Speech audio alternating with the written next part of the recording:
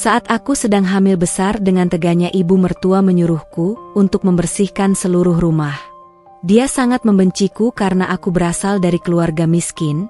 Detik itu juga bertekad membangun bisnisku.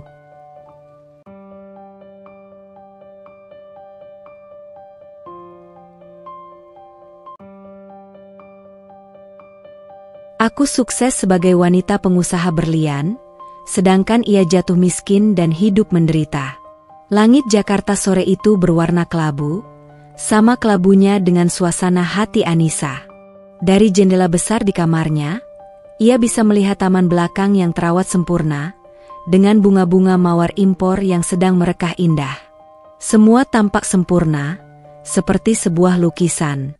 Rumah ini, yang lebih pantas disebut istana, adalah kediaman keluarga Adhitama, keluarga konglomerat yang namanya selalu menghiasi halaman majalah bisnis. Dan ia, Anissa, adalah menantu di keluarga terpandang itu. Seharusnya ia bahagia. Perutnya yang membuncit, kini memasuki usia 8 bulan, ia elus dengan lembut. Di dalam sana, buah hatinya dengan Bima, putra tunggal keluarga Adhitama, bergerak lincah seolah ikut merasakan kegelisahan ibunya. Kehamilan ini seharusnya menjadi sumber kebahagiaan tak terhingga, puncak dari cintanya dengan Bima. Namun, di rumah ini, kehamilannya terasa seperti beban yang kian memperjelas posisinya. Anissa menghela napas panjang. Ia teringat lagi hari di mana Bima dengan gagah berani memintanya menjadi istri, menentang seluruh keluarganya. Bima adalah pria yang baik, lembut, dan sangat mencintainya. Cinta mereka tulus, tumbuh di tengah kesederhanaan hidup Anissa. Namun, cinta saja tidak cukup untuk menembus dinding status sosial yang dibangun oleh ibu mertuanya, Ratna Adhitama. Bagi Bu Ratna, Anissa adalah aib. Seorang gadis yatim piatu dari keluarga miskin yang entah dengan guna-guna apa berhasil memikat putra emasnya. Setiap tatapan, setiap ucapan, bahkan setiap helaan napas Bu Ratna di dekat Anissa seolah berteriak, "Kau tidak pantas berada di sini." Suara langkah kaki yang tegas dan berirama di lantai marmer di luar kamar, membuat Anissa menegakkan punggungnya. Ia kenal betul suara itu. Suara sepatu hak mahal milik ibu mertuanya. Pintu kamarnya tidak diketuk, melainkan langsung dibuka dengan kasar. "Sedang bermalas-malasan lagi, Anissa?" Suara Bu Ratna terdengar dingin dan tajam. Matanya yang terbingkai riasan sempurna menatap Anissa dari atas ke bawah dengan tatapan merendahkan. Anissa berusaha tersenyum, meski terasa kaku. "Tidak, Bu.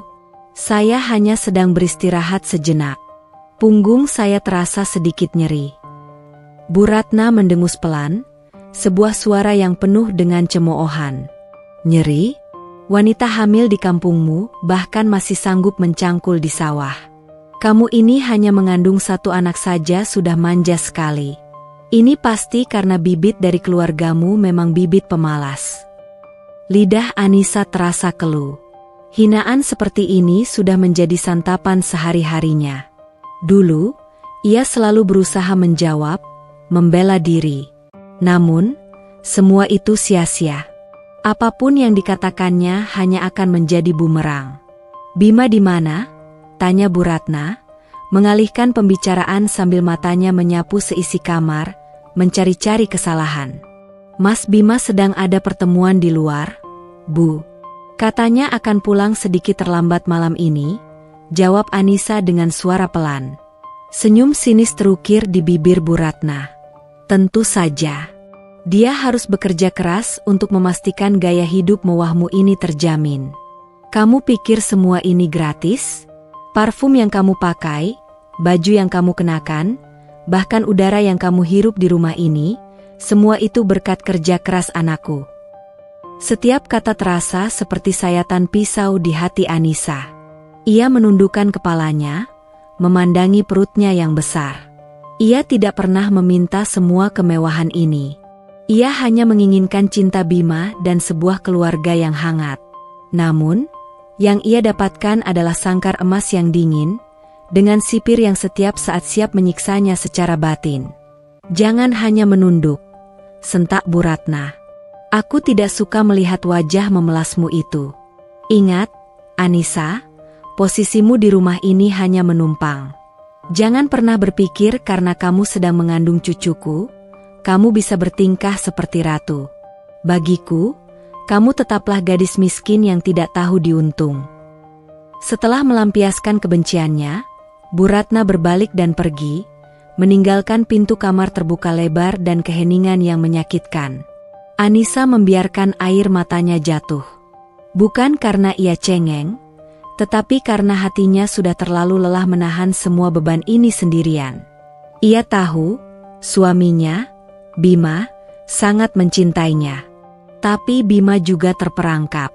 Ia adalah anak yang berbakti dan tidak pernah bisa membantah ibunya secara terang-terangan.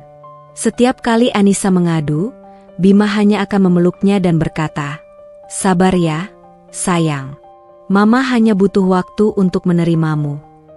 Tapi sudah 2 tahun Anissa menunggu. Dan sepertinya, waktu itu tidak akan pernah datang. Semakin ia berusaha menjadi menantu yang baik, semakin Bu Ratna menekan dan menghinanya. Kehamilannya, yang ia kira akan melunakkan hati wanita itu, justru dijadikan senjata baru untuk menyakitinya, menuduhnya manja dan tidak berguna. Sambil mengusap air matanya, Anissa menatap pantulan dirinya di cermin besar. Seorang wanita hamil dengan mata yang sembab, mengenakan gaun rumah yang mahal namun terlihat kosong. Di balik kemewahan ini, ia merasa miskin, lebih miskin daripada saat ia hanya makan dengan lauk seadanya di rumah kontrakannya dulu. Di sana, setidaknya ia memiliki harga diri. Di sini, harga dirinya diinjak-injak setiap hari. Sebuah tekad kecil mulai tumbuh di dalam hatinya yang terluka. Ia tidak tahu apa yang bisa ia lakukan, terutama dalam kondisinya yang sedang hamil besar.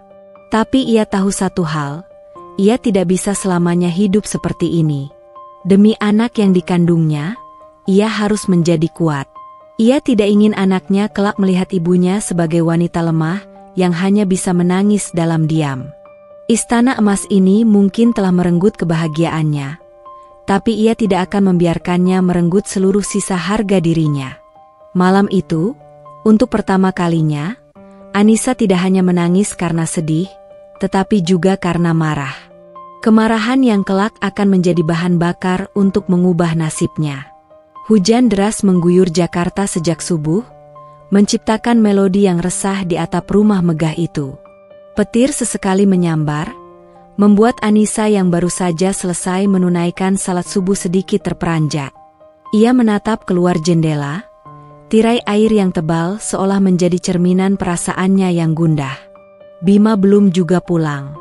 Semalam suaminya mengirim pesan singkat, mengatakan rapatnya dengan investor dari Jepang berjalan alot dan kemungkinan besar ia akan menginap di hotel dekat kantor agar tidak mengganggu istirahat Anissa.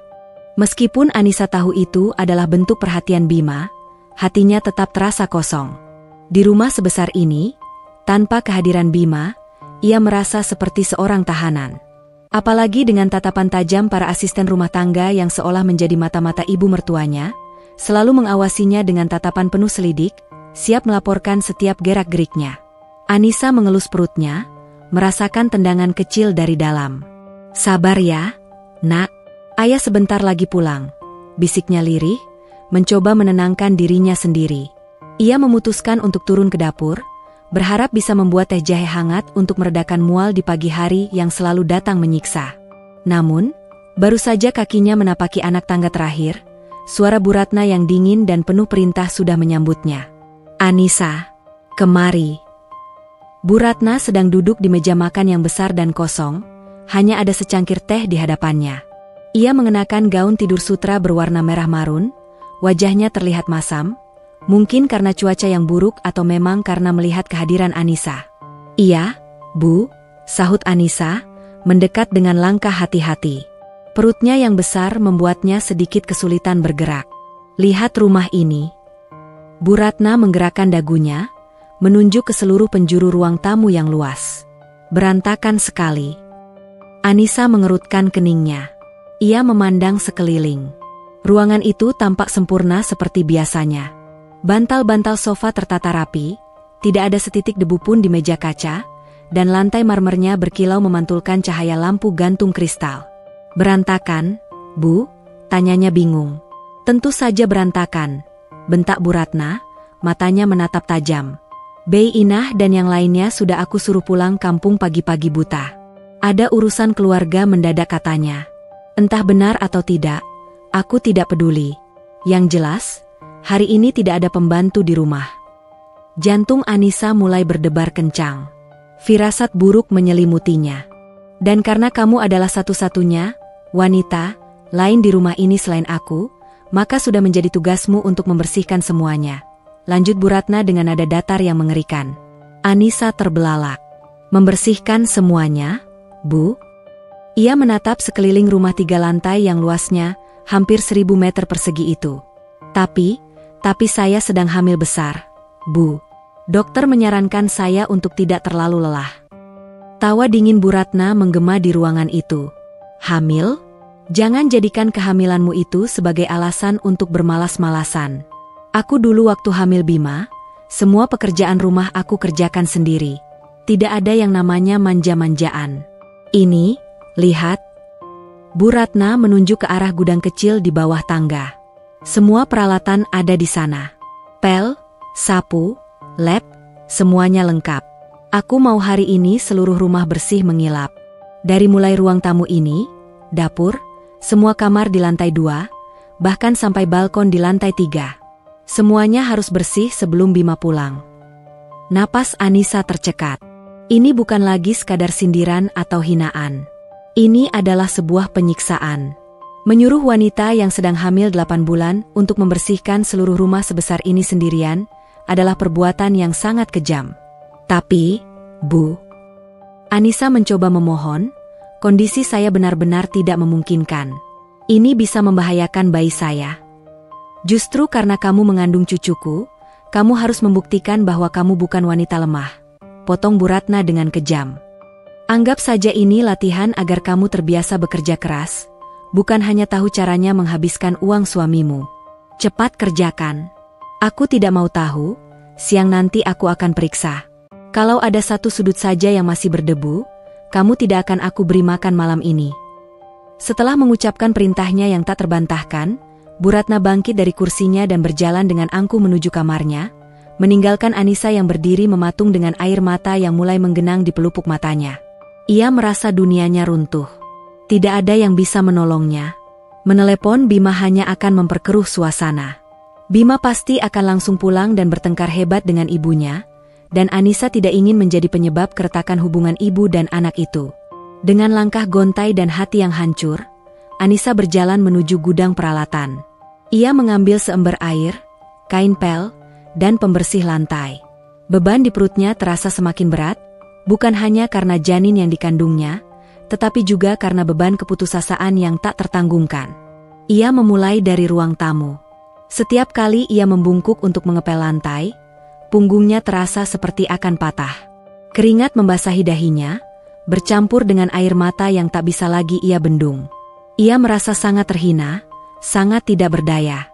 Di tengah kemegahan rumah ini, ia diperlakukan lebih rendah dari seorang pesuruh. Saat itulah, di tengah suara hujan yang menderu dan rasa sakit yang menjalar di sekujur tubuhnya, sebuah kesadaran menghantam Anissa dengan keras. Ini adalah titik terendahnya. Ibu mertuanya tidak hanya membencinya karena ia miskin, tetapi ia benar-benar ingin menyingkirkannya, bahkan dengan cara membahayakan nyawa cucunya sendiri. Dan di titik terendah itulah, benih perlawanan yang kemarin baru tumbuh, kini mulai berakar kuat di dalam hatinya. Ia tidak akan membiarkan wanita itu menang. Ia tidak akan hancur. Rasa sakit ini, penghinaan ini, akan ia ubah menjadi kekuatan. Detik itu juga, sambil mengepalkan tangannya yang basah, Anissa bertekad. Ini adalah hari terakhir ia membiarkan dirinya diinjak-injak. Ia akan membangun dunianya sendiri, sebuah istana di mana ia adalah ratunya, dan tidak akan ada seorang pun yang bisa merendahkannya lagi. Setiap tetes keringat yang jatuh ke lantai marmer, terasa seperti butiran kristal kehinaan. Anissa sudah membersihkan seluruh lantai bawah, dan kini ia sedang berjuang di lantai 2. Napasnya tersengal-sengal, dan kram perut mulai menyerangnya secara berkala. Pandangannya sesekali kabur, dan ia harus berpegangan pada dinding untuk menstabilkan tubuhnya yang terasa limbung. Ia menatap tangga melingkar yang menuju lantai 3 dengan putus asa. Rasanya seperti menatap puncak gunung yang mustahil didaki. Ia tidak akan sanggup.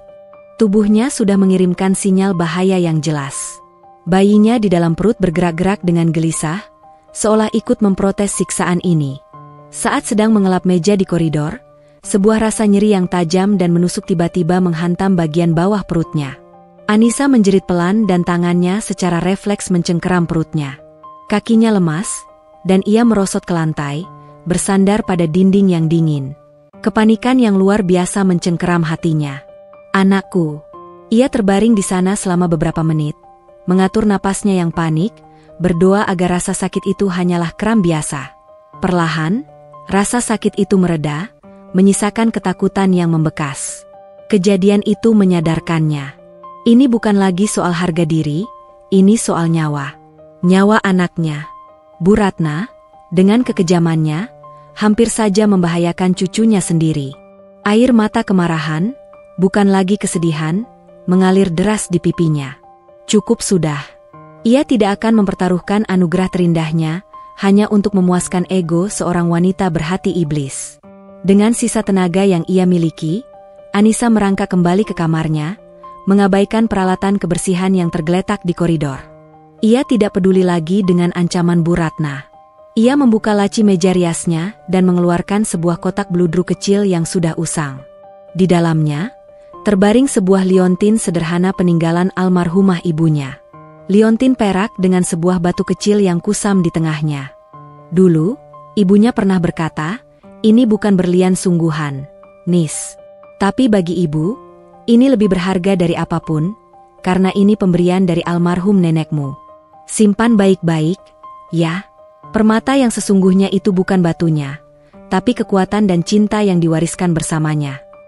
Anissa menggenggam liontin itu erat-erat. Kata-kata ibunya tiba-tiba terasa begitu relevan. Kekuatan. Ia butuh kekuatan sekarang.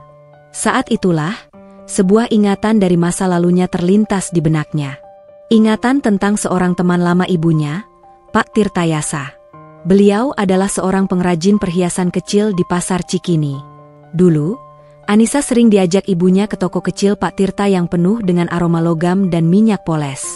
Ia ingat bagaimana pria tua baik hati itu dengan sabar menjelaskan perbedaan antara intan, safir, dan zamrud kepadanya.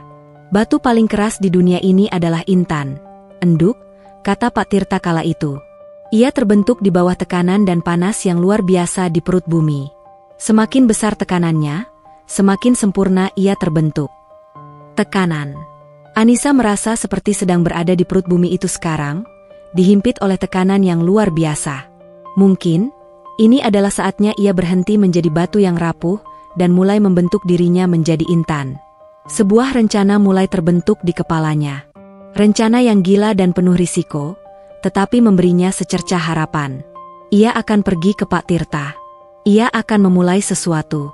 Sesuatu miliknya sendiri. Ia tidak tahu bagaimana caranya, tapi ia akan belajar. Ia akan menjual satu-satunya anting emas kecil miliknya untuk modal awal, modal yang mungkin sangat tidak berarti. Tapi itu adalah langkah pertama. Tepat saat itu, suara mobil Bima memasuki garasi terdengar. Tak lama kemudian, suaminya masuk ke kamar dengan wajah lelah yang langsung berubah menjadi kepanikan saat melihat kondisi Anissa. "Sayang, ya Tuhan, kamu kenapa?" Bima bergegas memeluknya, merasakan tubuh Anissa yang dingin dan basah oleh keringat. Matanya membelalak ngeri melihat peralatan kebersihan yang teronggok di luar dan kondisi Anissa yang pucat pasi. "Apa yang terjadi? Kenapa kamu?" Anissa hanya bisa menangis di pelukan suaminya, menceritakan semua perintah kejam ibunya pagi tadi. Wajah Bima mengeras karena marah. Belum pernah Anissa melihatnya semarah itu. "Mama keterlaluan. Ini tidak bisa dibiarkan." Bima melepaskan pelukannya dengan lembut, amarah terpancar dari matanya. "Aku akan bicara pada Mama." Anissa memegang tangannya. "Jangan, Mas. Nanti." "Tidak ada nanti, Anissa. Dia sudah melewati batas. Bima keluar dari kamar dengan langkah marah. Anissa bisa mendengar suaranya yang meninggi dari lantai bawah, beradu dengan suara ibunya yang tak kalah keras. Anissa menunggu dengan cemas, berharap kali ini suaminya akan benar-benar membelanya. 15 menit kemudian, Bima kembali ke kamar. Wajahnya tidak lagi segarang tadi, berganti dengan ekspresi kalut dan lelah. "Bagaimana, Mas?" tanya Anissa penuh harap. Bima duduk di tepi ranjang dan memijat pelipisnya. "Mama, dia bilang dia tidak bermaksud jahat. Katanya dia hanya ingin melatihmu agar lebih kuat dan tidak manja. Dia bahkan menangis. Mengatakan aku lebih membela istriku daripada ibu yang telah melahirkanku. Dia bilang dia merasa sendirian." Dunia Anissa runtuh untuk kedua kalinya hari itu. Harapan terakhirnya pupus sudah. Lagi-lagi, Bima termakan oleh air mata buaya dan manipulasi ibunya. Ia mencintai Bima, sungguh. Tapi ia sadar, cinta Bima tidak cukup kuat untuk melindunginya. Suaminya adalah pria yang baik, tapi ia lemah di hadapan ibunya. Anissa tidak berkata apa-apa lagi. Ia hanya menatap suaminya dengan pandangan kosong. Di saat itulah ia membuat keputusan final. Ia tidak bisa lagi mengandalkan siapapun. Ia harus menyelamatkan dirinya dan anaknya sendirian. Malam itu, saat Bima tertidur pulas setelah memaksanya makan dan minum vitamin, Anissa tidak memejamkan matanya. Ia bangkit dari tempat tidur, mengambil buku tabungan lamanya yang berisi sisa uang gajinya sebelum menikah, dan menggenggam erat liontin peninggalan ibunya. Dalam keheningan malam yang diiringi rintik hujan, Anissa membulatkan tekadnya. Badai di luar tidak ada apa-apanya dibandingkan badai yang akan ia ciptakan untuk mengubah takdirnya. Keesokan paginya, Anissa bangun dengan tekad yang sekeras baja. Rasa sakit di tubuhnya masih terasa, namun telah tergantikan oleh energi baru yang lahir dari keputusasaan. Ia tahu, ia tidak bisa langsung pergi. Melarikan diri secara gegabah, hanya akan membuatnya menjadi target yang lebih mudah. Ia harus cerdas, sabar, dan bergerak diam-diam. Ia merias wajahnya, menutupi pucat dan lingkaran hitam di bawah matanya. Ia mengenakan salah satu gaun hamil terbaiknya, gaun yang pernah dibelikan Bima, untuk menciptakan ilusi bahwa semuanya baik-baik saja. Saat sarapan, ia bersikap seperti biasa. Ia bahkan tersenyum tipis pada Bu Ratna. Sebuah senyuman yang tidak mencapai matanya, membuat wanita tua itu sedikit terkejut dan curiga. "Mas, aku bosan sekali di rumah," kata Anissa kepada Bima saat suaminya hendak berangkat kerja. "Boleh aku keluar sebentar? Mungkin bertemu teman lama atau sekadar jalan-jalan di mall untuk mencari perlengkapan bayi." Bima, yang masih merasa sangat bersalah atas kejadian kemarin, langsung setuju. "Tentu, sayang, tentu saja boleh. Mau Mas antar? Atau perlu sopir?" "Tidak usah, Mas. Aku bisa pesan taksi online. Aku hanya ingin sedikit waktu untuk sendiri, menenangkan pikiran," jawab Anissa dengan nada yang dibuat setenang mungkin. Ini adalah kebohongan pertamanya, dan rasanya aneh, tetapi juga memberdayakan. Setelah Bima pergi dan ia memastikan Bu Ratna sedang sibuk dengan panggilan telepon bisnisnya, Anissa diam-diam meninggalkan rumah. Jantungnya berdebar kencang saat ia melangkah keluar dari gerbang tinggi yang selama ini terasa seperti gerbang penjara.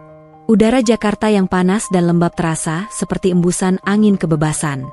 Tujuannya bukanlah mal yang mewah, melainkan Pasar Cikini. Sebuah tempat yang jauh dari gemerlap kehidupan keluarga Adhitama. Setelah perjalanan yang terasa menegangkan, ia tiba di pusat perdagangan emas dan permata itu. Suasananya riuh, kontras dengan keheningan mencekam di rumahnya. Di sini, orang-orang sibuk bernegosiasi, bekerja, dan berjuang untuk hidup. Energi inilah yang ia butuhkan. Dengan ingatan yang samar, ia mencari-cari toko kecil milik Pak Tirtayasa.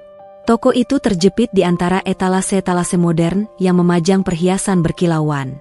Nama tokonya sederhana saja, Karya Permata Tirta. Seorang pria tua berkacamata tebal sedang duduk di dalam, dengan telaten memoles sebuah cincin perak.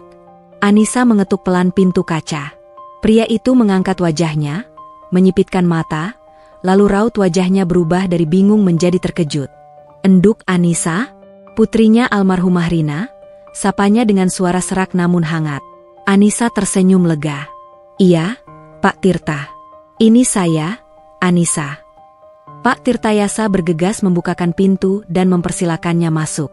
Ya Gusti, sudah sebesar ini kamu. Enduk, cantik sekali. Dan ini? Matanya beralih ke perut buncit Anissa, sudah mau jadi ibu, rupanya. Selamat, ya. Di dalam toko yang sempit dan sederhana itu, Anissa merasa lebih nyaman daripada di kamarnya yang luas dan mewah. Di hadapan kebaikan tulus Pak Tirta, pertahanan Anissa runtuh. Ia menceritakan semuanya. Mungkin tidak semua detail yang memalukan, tetapi cukup bagi Pak Tirta untuk memahami bahwa Anissa sedang dalam kesulitan besar dan butuh jalan keluar. Saya ingin belajar, Pak. Saya ingin bisa berdiri di atas kaki saya sendiri. Demi anak saya, kata Anissa sambil mengeluarkan buku tabungan dan anting emasnya. Modal saya hanya ini. Saya tahu ini tidak ada artinya, tapi saya mau mulai dari mana saja. Saya akan bekerja keras. Pak Tirta menatap gadis di hadapannya dengan tatapan iba sekaligus kagum.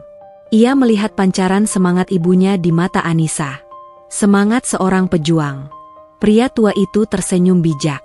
Uang bukan modal utamamu, Enduk. Tekadmu itulah modal yang paling berharga. Simpan antingmu. Itu kenang-kenangan. Uang tabunganmu juga simpan dulu. Pak Tirta mengambil sebuah kaca pembesar khusus perhiasan, yang disebut loupe, dan beberapa batu kecil dari dalam laci. Ilmu adalah modal pertama yang harus kamu punya. Sebelum bicara jual beli, kamu harus bisa membedakan mana kaca dan mana permata.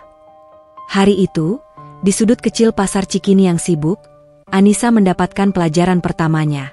Pak Tirta dengan sabar mengajarinya cara memegang loupe, cara melihat serat di dalam batu, dan menjelaskan secara sederhana tentang 4C, cut, color, clarity, carat, yang menjadi dasar penilaian berlian. Ia belajar bahwa nilai sebuah berlian tidak hanya terletak pada ukurannya, tetapi pada kejernihan dan keindahan potongannya.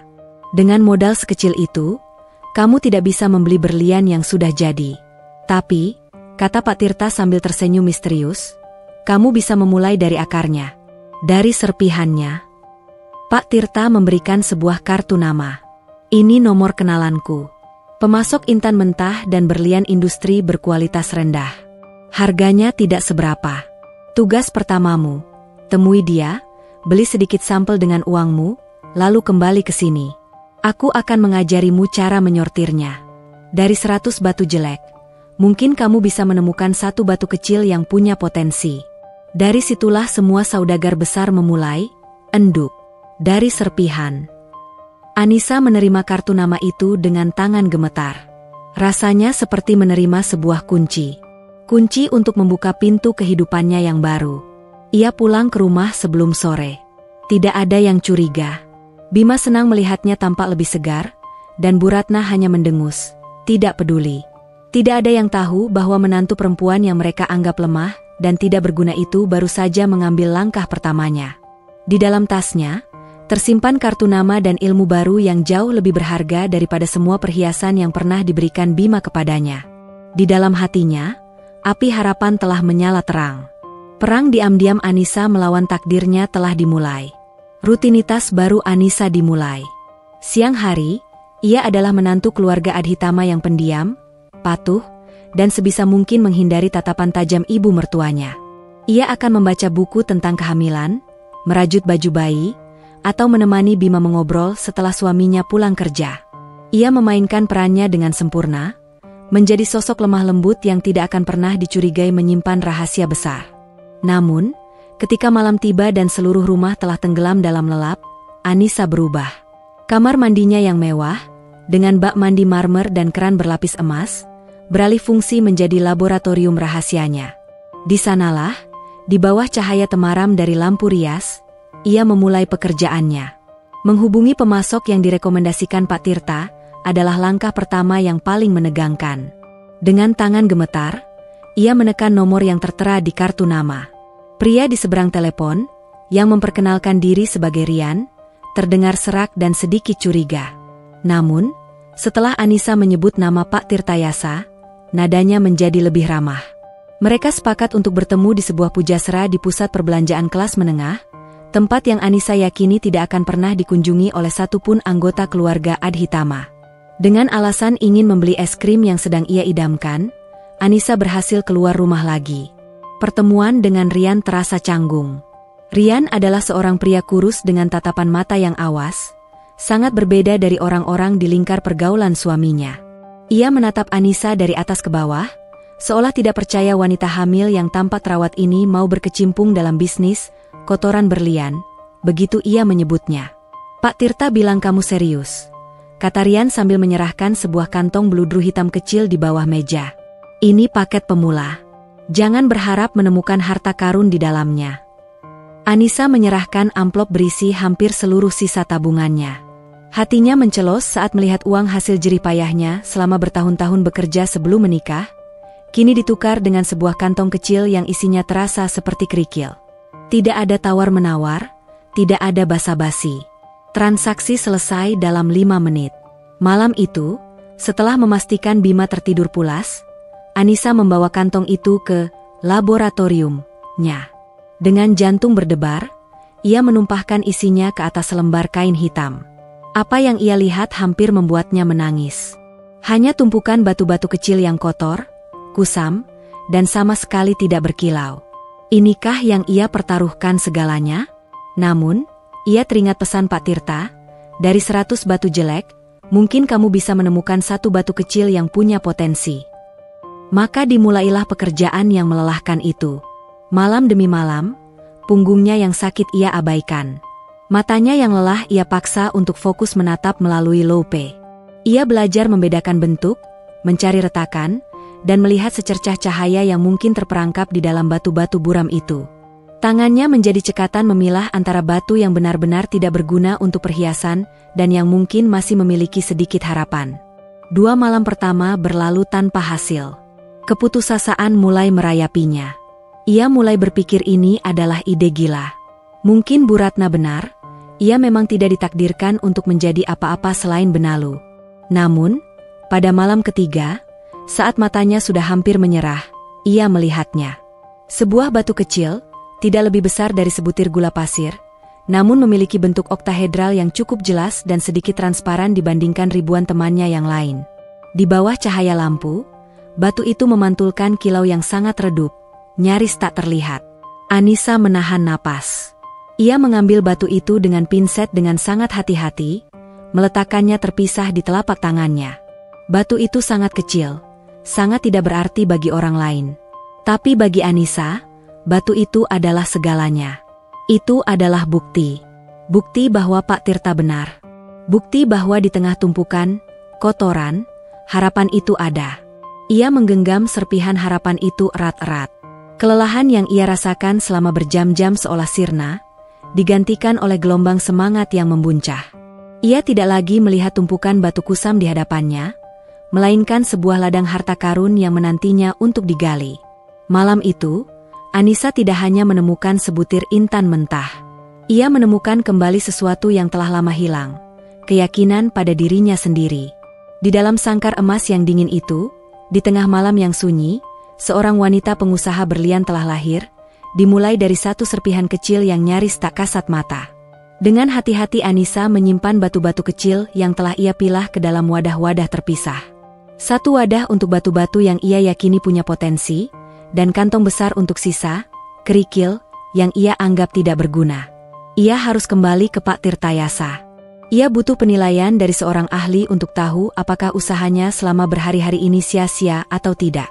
Mengatur jadwal untuk keluar rumah kali ini lebih sulit. Bu Ratna, dengan instingnya yang tajam, mulai menaruh curiga. "Akhir-akhir ini kamu sering sekali keluar, Anissa," tegur Bu Ratna suatu pagi saat Anissa sedang minum susu kehamilannya. "Jangan-jangan kamu bertemu dengan teman-teman lamamu yang tidak jelas itu. Ingat, kamu sekarang menantu keluarga Adhitama. Jaga sikap dan pergaulanmu." Anissa merasakan hawa dingin menjalari punggungnya, namun ia memasang ekspresi setenang mungkin. "Tidak, Bu. Saya hanya pergi ke kelas senam hamil di dekat sini. Dokter bilang bagus untuk melancarkan persalinan nanti." Itu adalah kebohongan yang telah ia siapkan. Ia bahkan sudah mencari informasi tentang sebuah sanggar senam di internet sebagai jaga-jaga jika Bu Ratna ingin mengeceknya. Untungnya, ibu mertuanya hanya mendengus dan tidak bertanya lebih lanjut. Tampaknya puas karena kegiatan itu masih terdengar pantas untuk status sosialnya. Dengan alasan itu, Anissa berhasil tiba kembali di toko kecil Pak Tirtayasa. Pria tua itu menyambutnya dengan senyum kebapakan. "Bagaimana, Enduk? Sudah menyerah?" Anissa menggeleng dan dengan bangga mengeluarkan hasil kerjanya. Ia menumpahkan 2 tumpukan batu di atas meja bludru hitam milik Pak Tirta. Pak Tirta mengambil lope-nya dan mulai memeriksa tumpukan batu yang Anissa anggap bagus. Wajahnya serius, sesekali ia bergumam pelan. Anissa menunggu dengan jantung berdebar kencang, setiap detik terasa seperti 1 jam.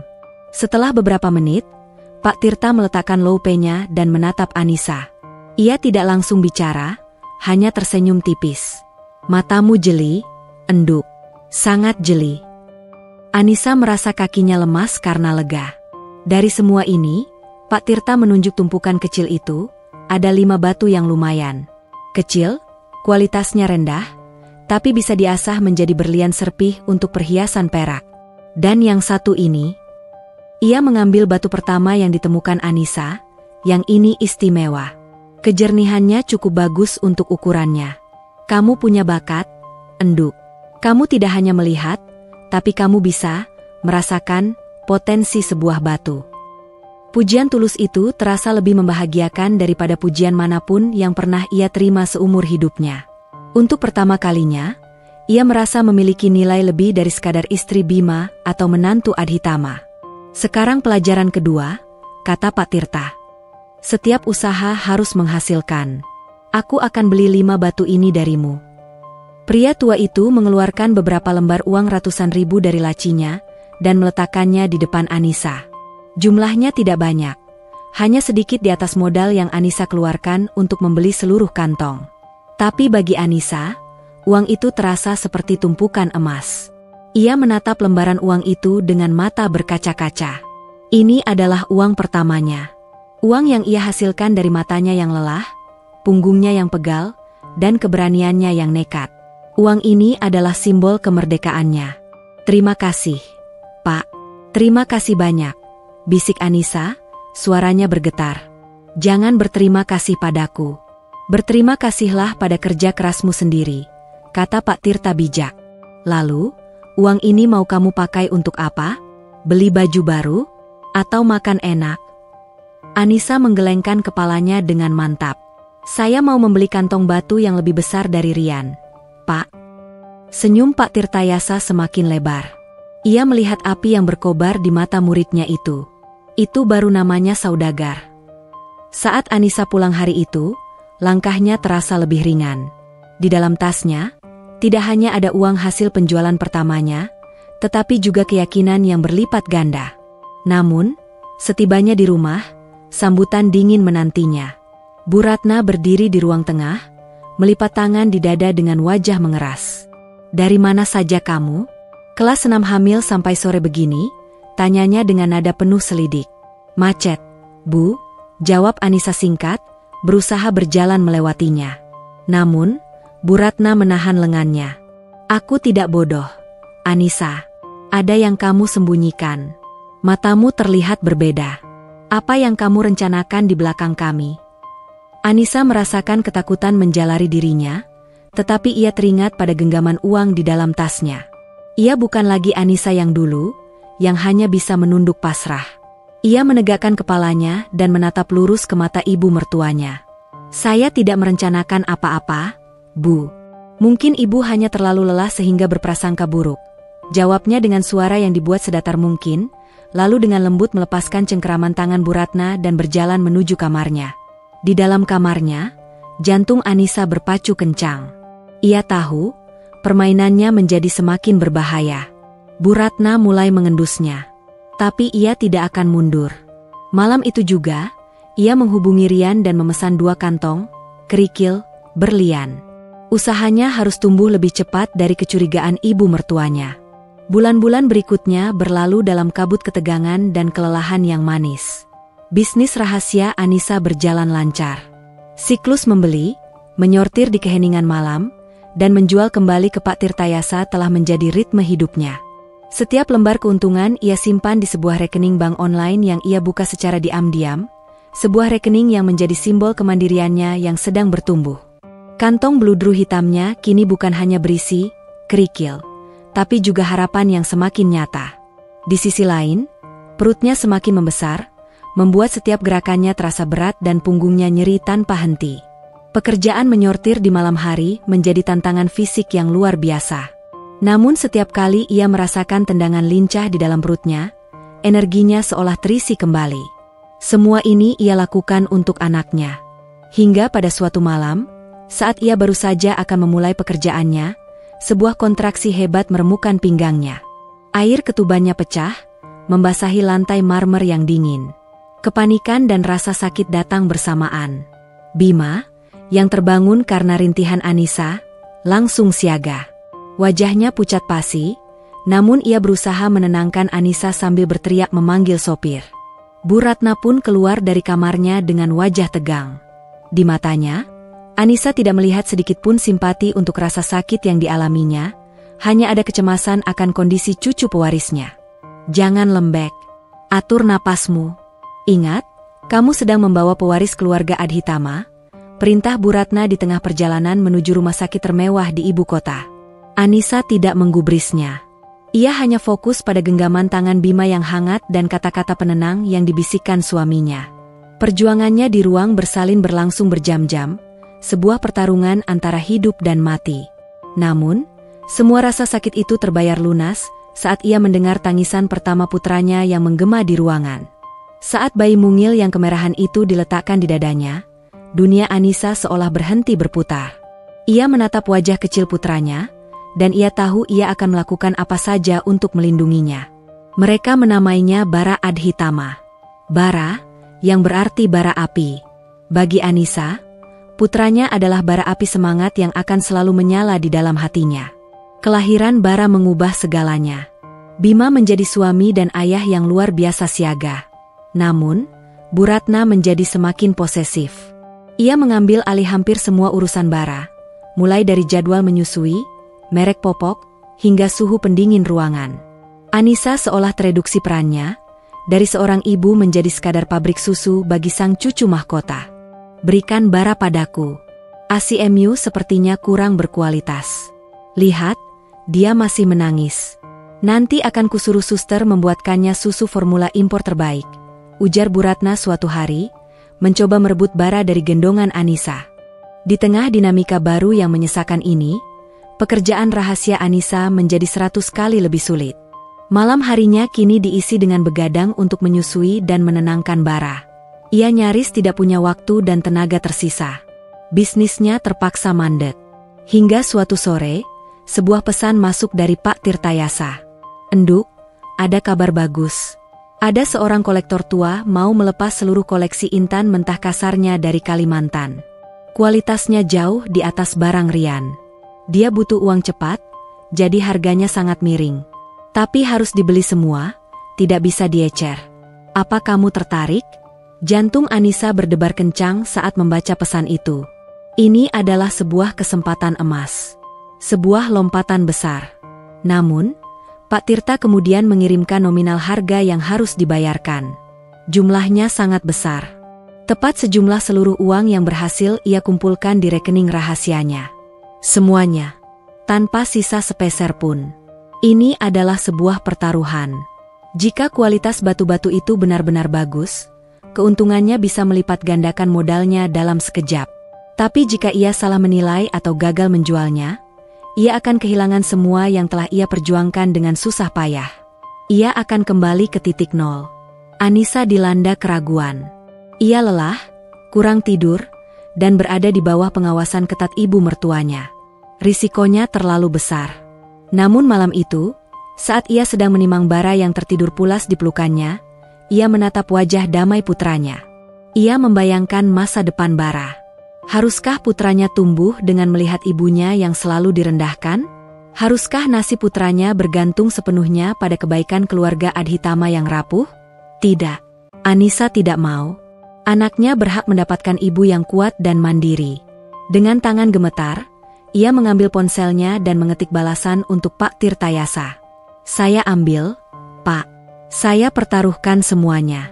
Pertaruhan telah diputuskan, sekarang saatnya eksekusi. Ini adalah bagian tersulit. Anissa harus memindahkan seluruh tabungannya dan bertemu dengan kolektor itu tanpa menimbulkan kecurigaan sedikitpun, terutama dari Bu Ratna yang kini seolah memiliki mata di seluruh penjuru rumah. Langkah pertama adalah uang. Mentransfer seluruh dana sekaligus dari rekening online-nya akan terlalu mencolok. Maka, selama 2 hari, ia mentransfernya dalam jumlah-jumlah kecil ke rekening Pak Tirtayasa dengan keterangan pembayaran hutang atau biaya perbaikan perhiasan, berharap transaksi itu tersamarkan di antara lalu lintas keuangan lainnya. Ia sepenuhnya percaya pada integritas mentornya itu. Langkah kedua, dan yang paling krusial, adalah alibi. Dengan bayi yang baru lahir, setiap kepergiannya akan dipertanyakan. Anissa memutar otaknya, dan sebuah ide cemerlang muncul. Ide yang memanfaatkan obsesi Bu Ratna terhadap cucunya. Bu, besok pagi di rumah sakit ada seminar tentang stimulasi motorik dini untuk bayi di bawah 3 bulan, kata Anissa dengan nada seserius mungkin saat makan malam. Pembicaranya seorang profesor dari Singapura. Saya rasa ini sangat penting untuk tumbuh kembang bara ke depannya. Seperti yang sudah ia duga, umpan itu langsung disambar. Wajah Bu Ratna yang biasanya masam langsung terlihat tertarik. Oh ya? Bagus itu. Kamu harus pergi. Catat semuanya baik-baik. Jangan sampai ada yang terlewat. Ini demi masa depan cucuku. Tentu, Bu, jawab Anissa, dalam hati mengucap syukur. Keesokan harinya, Anissa berdandan rapi layaknya akan pergi ke sebuah seminar penting. Ia menyiapkan tas perlengkapan bayi yang besar, seolah-olah Bara akan ikut bersamanya, lalu menyerahkan putranya yang sedang tertidur kepada suster yang disewa Bu Ratna. Tolong jaga Bara baik-baik, Sus. Saya mungkin akan pulang sedikit sore. Tujuannya bukan rumah sakit, melainkan sebuah rumah tua bergaya kolonial di kawasan Menteng yang sepi. Pak Tirtayasa sudah menunggunya di depan gerbang dengan wajah tegang. Kolektornya sudah menunggu di dalam. Ingat, Enduk, periksa dengan teliti. Keputusan akhir ada di tanganmu. Di dalam, seorang pria tua keturunan Tionghoa dengan rambut putih dan mata yang masih sangat tajam menyambut mereka. Namanya Pak Wira. Ruang tamunya dipenuhi barang antik, dan udaranya beraroma teh dan kayu cendana. Di atas meja besar, terhampar sebuah nampan perak berisi tumpukan batu yang jauh lebih besar dan lebih menjanjikan daripada semua yang pernah Anissa lihat. Ini adalah ujian sesungguhnya. Didampingi Pak Tirta yang sesekali memberinya petunjuk lewat isyarat mata, Anissa menghabiskan waktu hampir 1 jam memeriksa batu-batu itu dengan loupe. Ia mencoba menerapkan semua ilmu yang telah ia pelajari. Ia merasakan teksturnya, mencari inklusi atau cacat di dalamnya, dan mencoba membayangkan potensi kilau yang tersembunyi di balik permukaan kasarnya. Ada ketakutan yang melumpuhkan, tetapi juga ada kegembiraan seorang penjelajah yang menemukan peta harta karun. Bagaimana? Tanya Pak Wira, suaranya tenang namun menusuk. Anissa menelan ludah, lalu menatap Pak Tirta yang memberinya anggukan kecil penuh dukungan. Anissa menegakkan punggungnya. Saya ambil, Pak. Dengan tangan gemetar, ia menunjukkan bukti transfer yang telah ia kirimkan ke rekening Pak Tirta, yang kemudian langsung mentransfernya ke rekening Pak Wira. Anissa melihat saldo di aplikasi banknya kini menunjukkan angka 0. Kekosongan itu terasa menakutkan sekaligus membebaskan. Batu-batu itu dimasukkan ke dalam sebuah kantong kanvas yang berat. Sangat berat. Jantung Anissa berdebar kencang memikirkan bagaimana cara membawanya pulang. Dengan cerdik, ia memasukkan kantong kanvas itu ke dasar tas perlengkapan bayi, lalu menumpukinya dengan beberapa set baju ganti, popok, dan mainan Bara. Perjalanan pulang terasa 1000 kali lebih menegangkan daripada saat pergi. Anissa terus-menerus melirik tas di sampingnya, seolah-olah tas itu bisa meledak kapan saja. Dan seperti yang ia takutkan, Bu Ratna sudah menunggunya di pintu depan seperti seorang sipir penjara. Bagaimana seminarnya? Apa saja yang kamu dapat? Sangat bermanfaat, Bu. Nanti saya jelaskan detailnya, jawab Anissa, berusaha berjalan melewatinya. Tunggu, Bu Ratna menahan tas perlengkapan bayi yang dibawa Anissa. Berat sekali ini, apa saja yang kamu bawa? Jantung Anissa serasa berhenti berdetak. Oh, itu? Tadi saya sekalian mampir ke toko buku, membeli beberapa buku impor tentang perkembangan anak. Sangat berat, kertasnya tebal-tebal. Jawabnya, berdoa agar kebohongannya terdengar meyakinkan. Tepat saat tangan Bu Ratna hendak membuka resleting tas itu, dari dalam kamar terdengar tangisan Bara yang pecah dengan kencang. Seketika, perhatian Bu Ratna teralih. Cucuku, dia pasti lapar, seru Bu Ratna, langsung bergegas masuk ke kamar, melupakan rasa penasarannya pada tas Anissa. Anissa menghela napas lega yang nyaris membuatnya lemas. Ia tidak pernah sebersyukur ini mendengar tangisan putranya. Dengan cepat, ia membawa tas itu ke kamarnya, menguncinya, dan menyembunyikan kantong kanvas itu di bagian paling dalam lemari pakaiannya, di belakang tumpukan gaun-gaun mahal yang tidak pernah terasa berharga. Malam itu, ia tidak bisa tidur. Di satu sisi, ia telah berhasil melakukan pertaruhan terbesar dalam hidupnya. Di sisi lain, ia tahu bahwa pekerjaan yang sesungguhnya baru akan dimulai. Di dalam lemari itu, terbaring masa depannya. Sebuah masa depan yang harus ia asah sendiri dari bongkahan batu yang kasar dan tak berbentuk. Pekerjaan di depan mata Anissa kini terasa seperti gunung yang harus ia pindahkan seorang diri, butir demi butir. Kantong kanvas itu berisi ribuan batu mentah, jauh lebih banyak dan bervariasi daripada paket-paket kecil dari Rian. Kualitasnya memang jauh lebih baik. Sekilas pun Anissa bisa melihat lebih banyak batu dengan bentuk yang menjanjikan. Potensi keuntungannya sangat besar, namun begitu pula dengan pekerjaan yang dibutuhkan. Di saat yang sama, dunianya terasa semakin menyempit. Bara tumbuh menjadi bayi yang semakin aktif dan menuntut perhatian. Malam-malam Anissa terbagi antara menyusui, mengganti popok, dan menenangkan tangisnya. Tidur menjadi kemewahan yang langka. Kamu kelihatan lelah sekali, sayang, komentar Bima suatu malam, sambil memijat bahu Anissa. Mungkin kamu harus lebih banyak istirahat. Biar suster yang lebih banyak menangani Bara di malam hari. Anissa hanya tersenyum tipis. Bima tidak tahu bahwa kelelahannya bukan hanya karena menjadi ibu baru. Justru, saat-saat hening di tengah malam ketika ia menatap wajah pulas putranya lah yang memberinya kekuatan untuk terus maju. Tekanan terbesar datang dari Bu Ratna. Kecurigaannya yang sempat teralihkan kini kembali dengan kekuatan penuh. Puncaknya adalah ketika wanita itu memasang sebuah kamera monitor bayi di sudut kamar Anissa. Ini agar aku bisa ikut mengawasi cucuku dari kamarku, dalihnya. Untuk memastikan dia selalu aman dan susternya bekerja dengan benar. Anissa tahu itu bohong. Kamera itu tidak hanya mengarah ke boks bayi, tapi juga mencakup sebagian besar area kamar. Itu adalah mata-mata. Laboratorium rahasianya di kamar mandi kini tidak aman lagi. Anissa harus beradaptasi. Ia memindahkan kantornya ke satu-satunya area yang tidak terjangkau kamera, bagian dalam lemari pakaiannya yang besar. Di antara deretan gaun desainer dan tas-tas mahal, ia menciptakan ruang kerja yang sempit dan pengap. Dengan hanya berbekal lampu baca kecil bertenaga baterai, ia melanjutkan pekerjaannya dalam keheningan yang mencekam, selalu waspada pada setiap suara dari luar. Pekerjaan yang sudah sulit menjadi semakin menyiksa. Matanya perih karena cahaya redup, punggungnya kram karena posisi duduk yang tidak nyaman. Ia merasa seperti seorang narapidana yang menggali terowongan untuk kabur dari penjara, inci demi inci. Hingga pada suatu malam, setelah lebih dari 2 minggu menyortir tanpa henti, tangannya berhenti bergerak. Di bawah cahaya low-nya, terbaring sebuah batu yang berbeda dari yang lain. Ukurannya jauh lebih besar, mungkin sekitar 3 atau 4 karat dalam bentuk mentahnya. Yang lebih menakjubkan adalah kejernihannya. Hampir tidak ada cacat yang terlihat, warnanya pun jernih seperti tetesan air. Tangan Anissa gemetar hebat. Jantungnya berdebar begitu kencang hingga terasa sakit. Ini dia. Ini adalah harta karun yang ia cari. Satu batu ini, jika diasah dengan benar, nilainya mungkin bisa melebihi seluruh modal yang ia pertaruhkan. Inilah tiket kebebasannya. Kegembiraan yang meluap lupa itu segera diikuti oleh sebuah masalah baru yang besar. Batu mentah seperti ini tidak ada artinya jika tidak diasah. Menjualnya dalam bentuk mentah hanya akan memberinya sedikit keuntungan.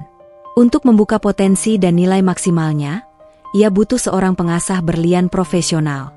Seorang seniman. Dan itu membutuhkan biaya yang sangat mahal, uang yang sama sekali tidak ia miliki. Dengan panik sekaligus penuh harap, ia meletakkan batu itu di atas kain putih, memfotonya dari berbagai sudut dengan ponselnya, lalu mengirimkannya ke Pak Tirtayasa dengan sebuah pesan singkat. "Pak, saya menemukan ini. Apa yang harus saya lakukan?" Balasan datang beberapa menit kemudian, membuat ponselnya bergetar. "Ya Gusti, enduk, ini harta karun. Jangan tunjukkan pada siapapun. Segera temui Bapak besok." Keesokan harinya, dengan alibi akan membawa bara imunisasi, Anissa bertemu Pak Tirta. Wajah mentornya itu tampak serius sekaligus gembira luar biasa saat melihat batu aslinya. "Aku kenal satu orang," kata Pak Tirta setelah lama terdiam mengagumi batu itu. "Namanya Pak Hadi. Dia pengasah berlian terbaik di negeri ini, seorang maestro tua yang sudah semi pensiun. Karyanya sempurna, tapi dia sangat pemilih dan bayarannya sangat tinggi." "Saya tidak punya uang, Pak," bisik Anissa putus asa. Pak Tirtayasa menatap Anissa dalam-dalam, melihat perjuangan dan potensi di mata muridnya. "Aku yang akan membayarnya," katanya tegas. "Tapi, ini bukan lagi pinjaman. Ini investasi. Aku akan menalangi biaya pengasahan. Sebagai gantinya, aku minta 20% dari hasil penjualan bersih batu ini nanti. Kita bukan lagi guru dan murid, Anissa. Mulai hari ini, kita adalah mitra bisnis." Anissa menatap pria tua di hadapannya dengan mata berkaca-kaca. Ini adalah sebuah lompatan besar. Sebuah validasi atas semua kerja kerasnya. Ia tidak lagi berjuang sendirian. "Saya setuju, Pak," jawab Anissa dengan suara mantap. Genggaman tangan mereka di atas meja kayu yang usang itu menyegel kesepakatan. Anissa bukan lagi sekadar penyortir batu rongsokan. Ia kini adalah pemilik aset berharga, seorang pengusaha yang baru saja menjalin kemitraan pertamanya. Batu mentah di tangannya adalah cerminan dirinya sendiri. Kasar, penuh tekanan, namun menyimpan potensi untuk bersinar cemerlang. Menyerahkan batu itu terasa seperti menyerahkan sebagian dari jiwanya. Anissa dan Pak Tirtayasa bertemu dengan Pak Hadi di bengkel kerjanya yang tersembunyi di sebuah gang sempit di Jakarta Kota. Tempat itu sama sekali tidak mewah. Lebih mirip laboratorium seorang ilmuwan tua daripada tempat para miliarder memesan perhiasan. Ruangannya temaram, dipenuhi alat-alat aneh yang presisi dan beraroma minyak mesin yang khas. Pak Hadi adalah seorang pria tua kurus yang pendiam dengan sorot mata yang luar biasa tajam di balik kacamata tebalnya. Ia tidak banyak bicara. Ia hanya mengambil batu mentah itu, mengamatinya dari berbagai sudut di bawah lampu sorot selama hampir 10 menit dalam keheningan total. Anissa menahan napasnya. Batu ini punya jantung. Akhirnya Pak Hadi bergumam, lebih pada dirinya sendiri daripada kepada mereka. "Akan saya kerjakan. 3 minggu. Hanya itu. Tanpa negosiasi, tanpa jaminan berlebihan." Anissa harus menaruh seluruh masa depannya pada 3 kata singkat dari seorang pria tua yang baru ia temui. Ia meninggalkan bengkel itu dengan perasaan hampa dan cemas yang luar biasa. 3 minggu berikutnya adalah siksaan. Setiap hari terasa seperti setahun. Tidak ada kabar, tidak ada pembaruan. Anissa tidak punya pilihan selain percaya dan menunggu. Kekosongan ini membuat kecemasannya semakin menjadi-jadi. Setiap kali Bu Ratna menatapnya dengan tajam atau mengomentari cara ia menggendong bara, Anissa merasa seolah wanita itu tahu rahasianya. Kamera monitor bayi di kamarnya terasa seperti mata monster yang selalu mengawasinya, membuatnya paranoid. Ia sering terbangun di tengah malam karena mimpi buruk. Mimpi tentang batu itu yang retak dan hancur berkeping-keping di tangan Pak Hadi. Untuk menyibukkan pikiran dan menjaga rutinitasnya agar tidak dicurigai, ia terus bekerja menyortir sisa batu dari kantong kanvas di dalam lemari pengapnya. Pekerjaan itu kini terasa hampa. Pikirannya tidak di sana. Pikirannya berada di bengkel tua di Jakarta Kota, bersama batu harapan satu-satunya. Di tengah penantiannya yang mencekam, Anissa mulai menyadari ada sesuatu yang berubah di dalam rumah itu. Bukan pada dirinya, melainkan pada atmosfer keluarga Adhitama. Ia beberapa kali memergoki Bima sedang berdebat sengit dengan ayahnya di telepon.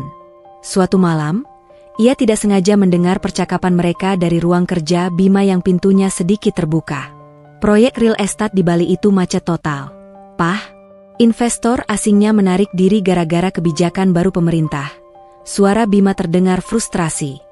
Dan Mama terus saja mendesak untuk merenovasi lobi kantor dengan marmer dari Italia. Ini bukan waktunya untuk pengeluaran seperti itu. Hening sejenak, lalu suara ayahnya yang biasanya tenang terdengar lebih berat. Atasi saja dulu. Jangan biarkan ibumu tahu. Kamu tahu sendiri bagaimana reaksinya kalau menyangkut citra perusahaan. Jantung Anissa berdebar. Untuk pertama kalinya, ia mendengar ada keretakan di dalam benteng kokoh keluarga Adhitama. Kekaisaran yang ia kira tak terkalahkan itu ternyata memiliki titik lemah. Kesadaran ini memberinya perspektif baru. Mereka tidak sekuat yang ia kira. Dan ia mungkin akan menjadi lebih kuat dari yang pernah mereka bayangkan. Hari-hari terus berlalu, diisi dengan tangisan dan tawa Baibara, sindiran tajam Bu Ratna, dan wajah lelah Bima. Anissa nyaris menyerah pada kecemasan saat ponselnya yang ia sembunyikan di bawah bantal bergetar pada suatu sore. Nama Pak Tirtayasa muncul di layar. Tangan Anissa gemetar saat mengangkatnya. "Halo, Pak." Tidak ada basa-basi. Suara Pak Tirtayasa di seberang terdengar tenang, namun Anissa bisa merasakan getaran kegembiraan yang ditahan di dalamnya.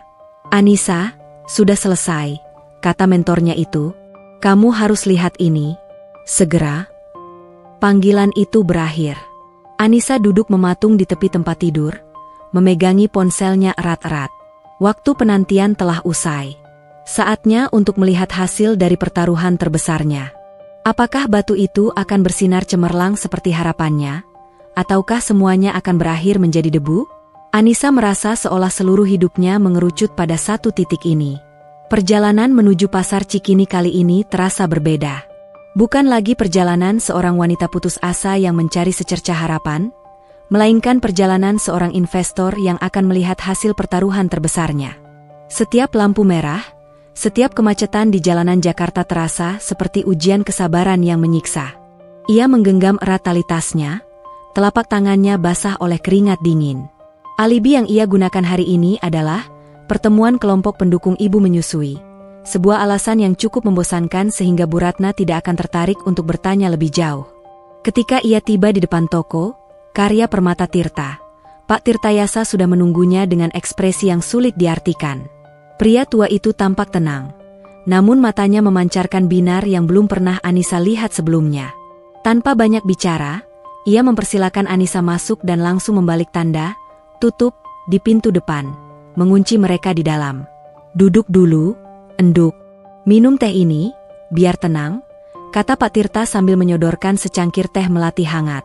Anissa menurut, meski tangannya sedikit gemetar saat menerima cangkir itu. Ia tidak sanggup berkata-kata. Jantungnya berdebar begitu kencang seolah akan melompat keluar dari dadanya. Pak Tirtayasa tidak langsung menunjukkan hasilnya. Ia duduk di hadapan Anissa, menatap murid sekaligus mitra bisnisnya itu dengan tatapan bangga. Proses mengasah itu seperti kehidupan, Anissa. Batu mentah harus dipotong, bagian-bagian yang tidak perlu harus dibuang. Prosesnya menyakitkan, membuatnya kehilangan sebagian beratnya. Tapi, hanya dengan cara itulah kilaunya yang sejati bisa keluar. Setelah jeda yang terasa abadi, pria tua itu mengeluarkan sebuah kotak bludru hitam dari brankas kecil di bawah mejanya. Kotak itu tampak baru dan mewah.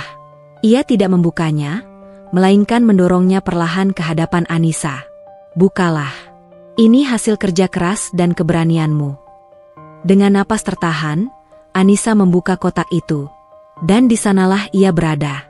Di atas bantalan sutra putih, terbaring sebuah berlian yang seolah menyerap seluruh cahaya di ruangan itu dan memantulkannya kembali dalam ribuan kilatan warna-warni. Batu mentah yang kasar dan kusam itu telah bertransformasi menjadi permata berbentuk buah pear shape, yang sempurna. Setiap fasetnya dipotong dengan presisi geometris yang luar biasa, menciptakan tarian cahaya yang menyilaukan mata. Anissa terkesiap. Ia pernah melihat perhiasan mahal milik ibu mertuanya, tetapi tidak ada satupun yang bisa menandingi kehidupan dan api yang terpancar dari berlian di hadapannya. "Pak Hadi adalah seorang maestro," bisik Pak Tirta. Ia berhasil mempertahankan 1,52 karat dari batu mentah itu. Dan hasilnya sempurna. Pak Tirta lalu menyodorkan sebuah map. Di dalamnya ada sebuah sertifikat dari laboratorium gemologi terkemuka. Anissa membacanya dengan mata terpana, meski sebagian besar istilah itu asing baginya. Namun beberapa hal ia mengerti. Carat weight, pukul 1.52 carat. A. Color grade, D. Colorless, tingkat tertinggi. A. Clarity grade, VVS 1, very slickly included, nyaris tanpa cacat. Cut grade, excellent. Anissa tidak tahan lagi. Air mata yang selama ini ia bendung akhirnya luruh, membasahi pipinya. Ini bukan tangis kesedihan, melainkan tangis kemenangan. Di dalam kilau berlian itu, ia melihat bayangan malam-malam tanpa tidur, punggungnya yang sakit, penghinaan yang ia telan, dan ketakutan yang ia lawan. Semua penderitaan itu kini telah terbayar lunas.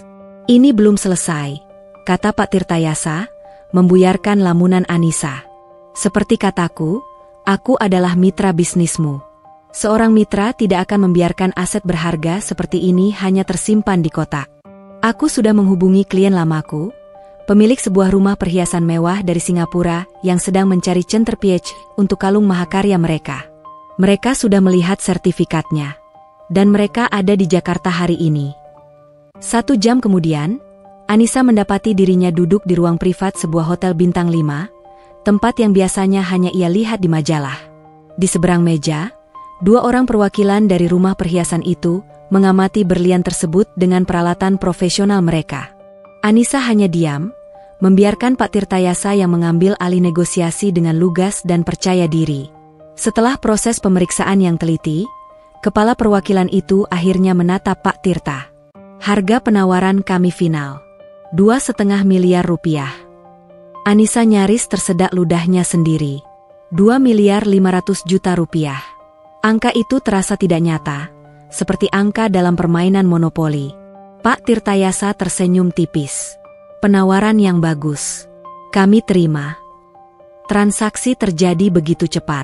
Perjanjian ditandatangani, dan melalui aplikasi perbankan prioritas, dana sebesar itu ditransfer ke rekening perusahaan patungan yang telah disiapkan Pak Tirta atas nama mereka berdua. Anissa melihat notifikasi di ponselnya. Angka-angka itu berderet panjang, nyata, dan miliknya. Setelah dipotong bagian untuk Pak Tirtayasa sebesar 20% sebagai komisi dan pengembalian modal biaya asah, bagian Anissa masihlah sebuah nominal yang fantastis. Sebuah jumlah yang tidak pernah berani ia impikan seumur hidupnya. Saat berjalan keluar dari lobi hotel yang megah, Anissa merasakan tanah yang dipijaknya berbeda. Ia bukan lagi Anissa yang sama seperti beberapa jam yang lalu. Ia bukan lagi menantu miskin yang menumpang hidup. Ia adalah seorang wanita pengusaha. Seorang miliarder. Ia menatap gedung-gedung pencakar langit Jakarta dengan pandangan baru. Dulu, gedung-gedung itu adalah simbol dunia yang tak akan pernah bisa ia masuki. Kini, gedung-gedung itu tampak seperti mainan yang bisa ia beli. Ia harus kembali ke sangkar emasnya untuk sementara waktu. Tapi kini, ia kembali bukan sebagai tahanan. Ia kembali sebagai seorang pemain strategis yang memegang kartu truf terkuat. Permainan ini belum berakhir, tapi aturannya telah ia tulis ulang. Dan ia yang akan menentukan kapan dan bagaimana ia akan mengakhirinya. Uang di rekening bank tidak hanya mengubah status finansial Anissa, tetapi juga merombak total fondasi psikologisnya. Anissa yang kembali ke rumah keluarga Adhitama sore itu, adalah wanita yang sama sekali berbeda. Secara lahiriah, ia masih menantu yang sopan, tetapi ketakutan yang dulu selalu membebani pundaknya telah lenyap, digantikan oleh ketenangan baja yang dingin. Perubahan itu segera terasa. Saat makan malam, Bu Ratna mulai mengomel seperti biasa. Anissa, aku lihat tadi kamu membiarkan Bara memasukkan mainannya ke mulut. Jorok sekali. Lain kali langsung ambil dan bersihkan. Anak itu bisa sakit. Anissa yang dulu akan menunduk dan bergumam, "Iya, Bu." Tapi Anissa yang sekarang meletakkan sendoknya dengan pelan, menatap lurus ke arah ibu mertuanya, dan tersenyum tipis. "Terima kasih atas perhatiannya, Bu. Tapi menurut dokter anak yang saya baca, itu adalah bagian dari fase oralnya. Justru bagus untuk perkembangan sensoriknya, selama mainannya bersih." "Saya sudah pastikan semua mainan Bara selalu steril," jawabnya dengan suara yang tenang, jelas, dan tanpa sedikit pun nada takut. Ruang makan itu hening seketika. Bima yang duduk di sebelahnya menatap Anissa dengan kaget, sementara Bu Ratna ternganga, tak siap menerima sanggahan yang begitu logis dan percaya diri. Itu hanyalah permulaan. Anissa mulai membangun batas-batas yang selama ini tidak pernah ada. Ketika Bu Ratna mencoba mengambil alih jadwal tidur Bara, Anissa dengan tegas berkata, "Saya ibunya, Bu. Saya yang paling tahu kapan anak saya mengantuk." Ketika Bu Ratna menyindirnya karena terlalu lama di kamar, Anissa hanya menjawab, "Saya butuh waktu untuk diri saya sendiri," tanpa merasa perlu memberikan penjelasan lebih. Sikapnya yang baru ini membuat Bima bingung sekaligus terpesona. "Kamu berbeda sekarang," katanya suatu malam. "Lebih berani. Aku suka." Anissa hanya tersenyum misterius. "Mungkin aku hanya lelah merasa takut, Mas." Di balik ketenangan barunya, mesin di dalam kepala Anissa bekerja tanpa henti. Uang di rekeningnya bukanlah untuk dihambur-hamburkan, itu adalah amunisi. Malam-malamnya kini tidak hanya ia habiskan untuk menyortir sisa berlian dari Pak Wira, tetapi juga untuk belajar. Ia mendaftar di beberapa kursus online gemologi dari lembaga internasional untuk melegitimasi ilmunya. Ia juga mulai belajar tentang manajemen bisnis dan hukum perusahaan. Langkah terbesarnya adalah ketika ia, melalui jaringan Pak Tirtayasa, menyewa seorang pengacara andal untuk mendirikan sebuah perusahaan atas namanya sendiri. Sebuah PT, perseroan terbatas, dengan nama PT Bara Cemerlang Permata, diambil dari nama putranya. Ini adalah cangkang perusahaannya, benteng legalnya, yang siap diisi saat waktunya tiba. Sementara Anissa membangun kerajaannya dalam diam, Kekaisaran Adhitama justru menunjukkan tanda-tanda kerapuhan. Ia semakin sering melihat Bima pulang dengan wajah kusut. Ia tak sengaja melihat sebuah surat peringatan dari bank di atas meja kerja suaminya. Suatu sore, ia bahkan mendengar Bu Ratna berteriak di telepon pada salah satu manajernya, memarahinya karena penurunan penjualan di salah satu lini bisnis retail mereka. Fasad kemewahan itu mulai retak, dan hanya Anissa yang bisa melihatnya dengan jelas, karena ia tidak lagi terbutakan oleh kekaguman atau ketakutan. Puncak dari perubahan ini terjadi pada suatu akhir pekan. Bu Ratna, yang semakin frustrasi karena merasa kehilangan kendali, mencoba memberikan perintah mutlak. "Besok lusa ada arisan di rumah. Aku mau kamu yang memasak semua hidangannya. Tunjukkan bahwa menantu di rumah ini ada gunanya selain melahirkan anak," perintahnya dengan nada menghina. Anissa menatapnya tanpa berkedip. "Maaf, Bu. Saya tidak bisa." "Apa katamu?" Suara Bu Ratna meninggi.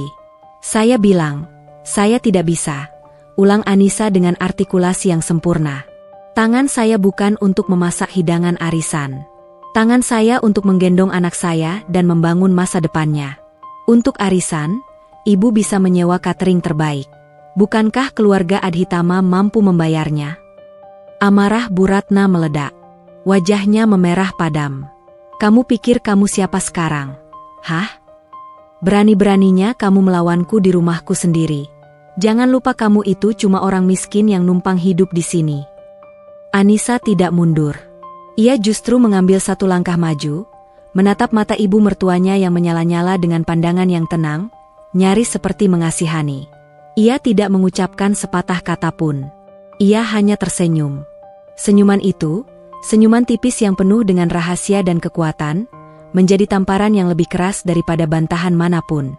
Dalam keheningan yang mencekam itu, Bu Ratna akhirnya mengerti. Kata-kata hinaannya, senjatanya yang paling ampuh, kini tidak lagi mempan.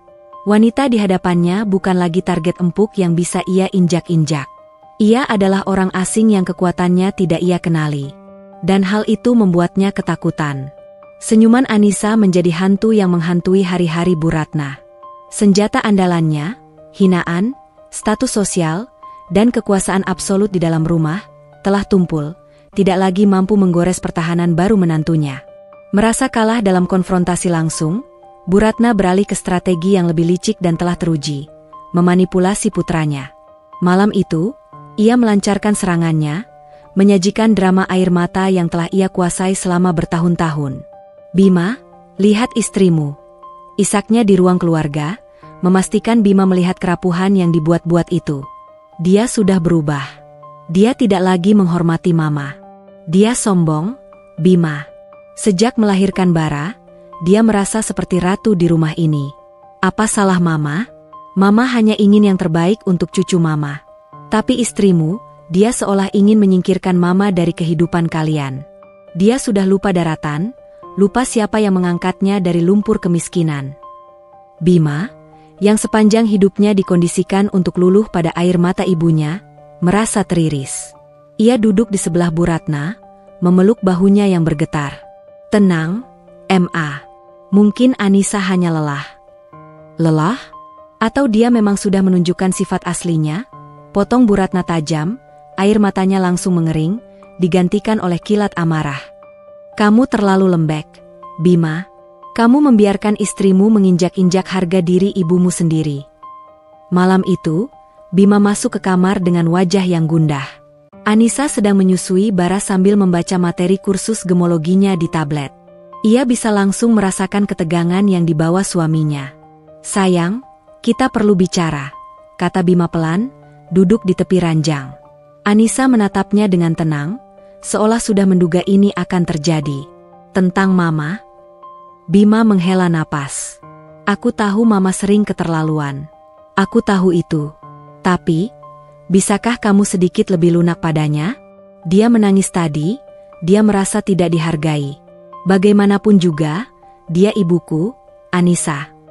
Anissa meletakkan Bara yang sudah tertidur ke dalam boksnya. Ia lalu berbalik dan duduk menghadap suaminya, menatap lurus ke mata Bima. Tidak ada kemarahan di wajahnya, hanya kejernihan yang tegas.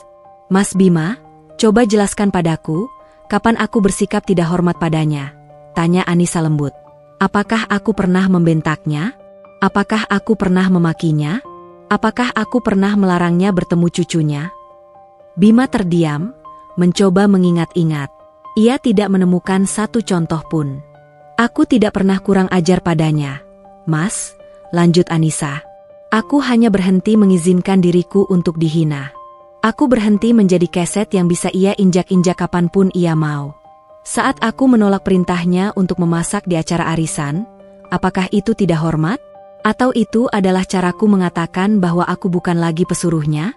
Saat aku menjelaskan caraku merawat Bara, apakah itu bentuk perlawanan? Atau itu adalah hakku sebagai seorang ibu? Setiap kata Anissa menusuk Bima dengan logika yang tak terbantahkan. Ini bukan soal lunak atau keras, Mas. Ini soal harga diri. Suara Anissa sedikit bergetar, bukan karena takut, tapi karena emosi yang tulus. Selama bertahun-tahun aku menelan semua hinaannya demi cintaku padamu. Aku pikir, dengan waktu, semua akan membaik. Tapi aku salah. Sekarang, aku punya Bara. Aku tidak mau anakku tumbuh besar dengan melihat ibunya direndahkan setiap hari. Aku ingin dia melihat ibunya sebagai sosok yang kuat dan punya martabat. Apakah itu permintaan yang berlebihan? Bima tidak bisa menjawab. Ia merasa seperti seorang pengecut. Selama ini ia hanya meminta Anissa untuk bersabar, tanpa pernah benar-benar membelanya. Ia meraih tangan Anissa, menggenggamnya erat. Maafkan aku, sayang. Kamu benar. Maafkan aku. Di saat yang sama, keretakan di dalam kekaisaran Adhitama mulai terlihat jelas, bahkan oleh para staf rumah tangga. Suatu pagi, salah satu mobil sport mewah koleksi Tuan Adhitama yang biasa terparkir di garasi depan, lenyap. Alasannya, menurut sopir, adalah untuk mengurangi biaya perawatan. Beberapa hari kemudian, 2 dari 5 asisten rumah tangga dirumahkan dengan alasan efisiensi. Suasana kemewahan yang riuh di rumah itu perlahan memudar, digantikan oleh keheningan yang canggung. Pukulan telak bagi Bu Ratna datang saat ia sedang berbelanja online, hendak membeli tas edisi terbatas dari merek favoritnya. Saat memasukkan detail kartu kredit platinumnya, sebuah notifikasi merah muncul di layar, transaksi ditolak. Ia mencobanya lagi, ditolak. Sekali lagi, tetap ditolak. Wajahnya memucat, lalu memerah karena amarah dan malu, meskipun tidak ada siapapun di kamarnya. Dia, Ratna Adhitama, kartunya ditolak? Mustahil. Ia menelepon pihak bank dengan suara melengking, memaki petugas layanan pelanggan yang memberitahunya dengan sopan bahwa limit kartunya telah terlampaui dan ada beberapa tagihan yang tertunggak. Telepon itu ia banting hingga pecah berkeping-keping. Malam itu, Tuan Adhitama untuk pertama kalinya mengumpulkan istri dan anaknya di ruang kerja untuk sebuah rapat darurat. Anissa, dari kamarnya, bisa mendengar nada suara ayah mertuanya yang biasanya tenang kini terdengar berat dan penuh tekanan. Pintu ruang kerja yang tidak tertutup rapat menjadi corong bagi berita buruk yang mengalir deras. Proyek properti di Bali bukan hanya macet, tapi gagal total dan meninggalkan hutang penalti yang luar biasa besar pada para investor. Harga saham perusahaan anjlok. Bank menolak memberikan pinjaman baru dan menuntut pembayaran utang yang akan segera jatuh tempo. Mereka berada di ambang kehancuran. "Kita harus menjual rumah ini," adalah kalimat terakhir yang didengar Anissa dari ayah mertuanya, sebuah kalimat yang terasa seperti bom. Sementara tembok kesombongan keluarga Adhitama runtuh bata demi bata, Anissa justru sedang meletakkan fondasi untuk kerajaannya. Semua berlian mentah dari Pak Wira telah berhasil ia sortir dan jual, menghasilkan keuntungan bersih yang ia putar kembali dengan cerdas. PT Bara Cemerlang Permata kini bukan lagi sekadar nama di atas kertas. Perusahaan itu memiliki rekening bank yang sehat, neraca keuangan yang positif, dan sebuah rencana bisnis yang jelas. Anissa mengambil langkah selanjutnya. Ia tidak lagi mau hanya menjadi pedagang batu mentah. Ia ingin menciptakan sesuatu. Dengan referensi dari Pak Tirta, ia menemui seorang desainer perhiasan muda yang berbakat namun kurang modal. Bersama-sama, mereka mulai merancang koleksi perhiasan pertama dengan merek Bara. Desainnya sederhana, modern, dan elegan, menonjolkan keindahan berlian-berlian kecil berkualitas tinggi yang menjadi spesialisasi Anissa. Ia membayar desainer itu dan menyewa seorang pengrajin untuk membuat beberapa prototipe. Ia sedang membangun sebuah merek. Suatu sore, Anissa sedang menimang bara di balkon kamarnya saat Bu Ratna berjalan melewatinya di taman bawah. Wanita itu terlihat 10 tahun lebih tua. Rambutnya yang biasa tersanggul sempurna tampak sedikit berantakan. Tidak ada lagi tatapan angku di matanya, yang ada hanya kekosongan dan keputusasaan. Pandangan mereka bertemu sejenak. Anissa melihat seorang wanita yang seluruh dunianya, yang dibangun di atas pondasi uang dan status, kini hancur lebur. Bu Ratna melihat Anissa, menantu miskin yang dulu ia hina, kini tampak begitu tenang dan kokoh, menggendong masa depan keluarga Adhitama di tangannya. Ironi itu begitu menusuk, begitu telak. Anissa tidak tersenyum. Ia tidak menunjukkan ekspresi kemenangan apapun. Ia hanya memberikan tatapan netral, lalu memalingkan wajahnya kembali pada Bara, pada masa depannya. Bagi Anissa, ini bukan lagi tentang balas dendam. Ini hanyalah konsekuensi. Bu Ratna telah menuai apa yang ia tanam selama bertahun-tahun. Dan Anissa, ia sedang bersiap untuk panen raya dari benih yang ia tanam dengan air mata dan kerja kerasnya. Hari itu akhirnya tiba. Sebuah papan pengumuman besar dan mencolok dengan tulisan, "Dijual," dipasang tepat di depan gerbang megah rumah keluarga Adhitama. Papan itu terasa seperti nisan, menandai kematian sebuah era kemegahan dan arogansi. Setiap mobil yang lewat dan melambat untuk membacanya terasa seperti tatapan mata yang menghakimi, menelanjangi kegagalan keluarga terpandang itu di hadapan seluruh dunia. Bagi Bu Ratna, ini adalah penyiksaan paling brutal. Rumah yang menjadi panggung kebesarannya, simbol statusnya yang tak tergoyahkan, kini menjadi etalase kehancurannya. Beberapa hari kemudian, calon pembeli mulai berdatangan. Mereka adalah para rival bisnis, para orang kaya baru yang dulu hanya bisa memandang keluarga Adhitama dari kejauhan. Kini, mereka berjalan di atas karpet Persia miliknya, menepuk-nepuk dinding marmernya, menilai setiap sudut dengan tatapan dingin seorang pedagang. Bu Ratna harus menyambut mereka dengan senyum palsu, menjelaskan tentang keunggulan rumah yang tak akan lagi menjadi miliknya. Setiap kata terasa seperti pecahan kaca di kerongkongannya. Ia merasa seperti ratu yang kerajaannya dijarah sementara ia dipaksa menjadi pemandu wisata bagi para penjara itu. Di tengah kekacauan dan keputusasaan yang melanda keluarganya, Anissa bergerak dalam senyap dengan efisiensi seorang jenderal perang. Waktunya telah tiba. Ia bertemu dengan tim kecil yang telah ia bentuk secara rahasia. Pak Tirtayasa sebagai penasihat senior, seorang pengacara korporat yang tajam, dan seorang akuntan publik yang cermat.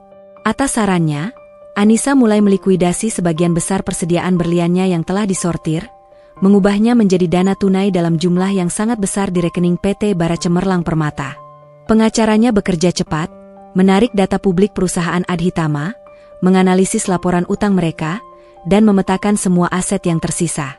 Anissa tidak mau bertindak gegabah.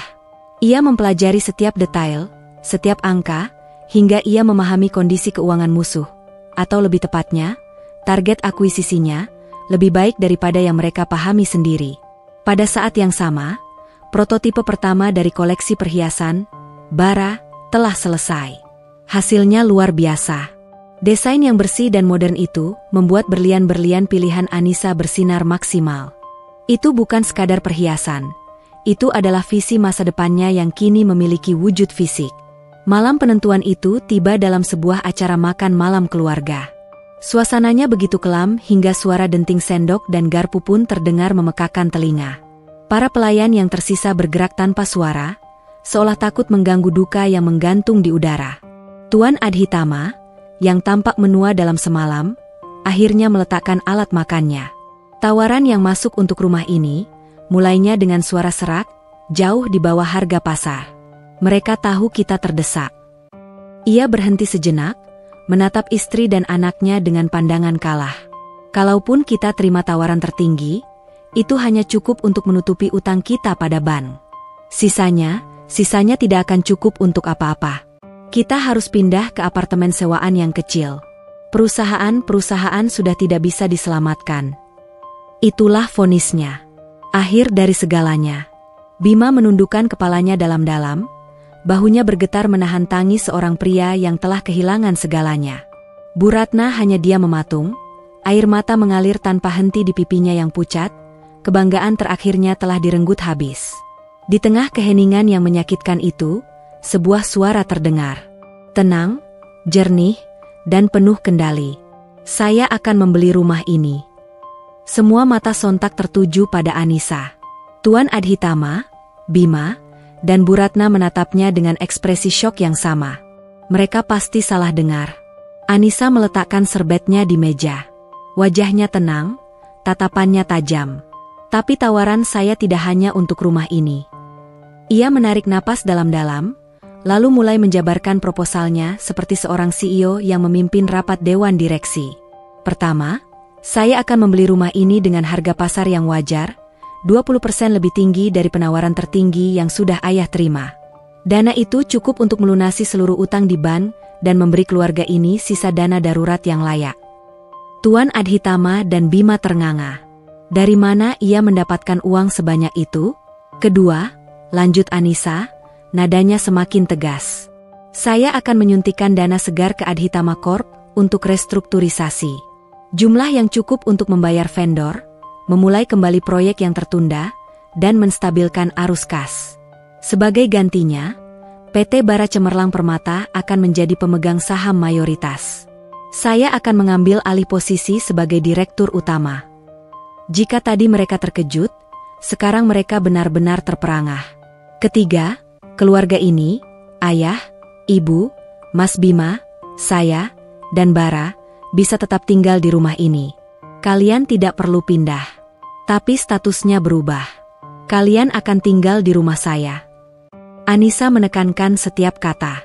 Ayah akan saya berikan posisi sebagai penasihat senior. Saya masih butuh pengalaman ayah. Mas Bima akan mengepalai divisi pengembangan. Saya ingin Mas Bima bangkit dan membangun kembali warisan keluarganya di bawah kepemimpinan yang baru. Lalu, ia menolehkan pandangannya pada Bu Ratna. Tatapannya dingin seperti es. Dan syarat terakhir, yang tidak bisa ditawar. Ibu Ratna Adhitama tidak akan memiliki keterlibatan apapun, dalam bentuk apapun, di dalam operasional perusahaan.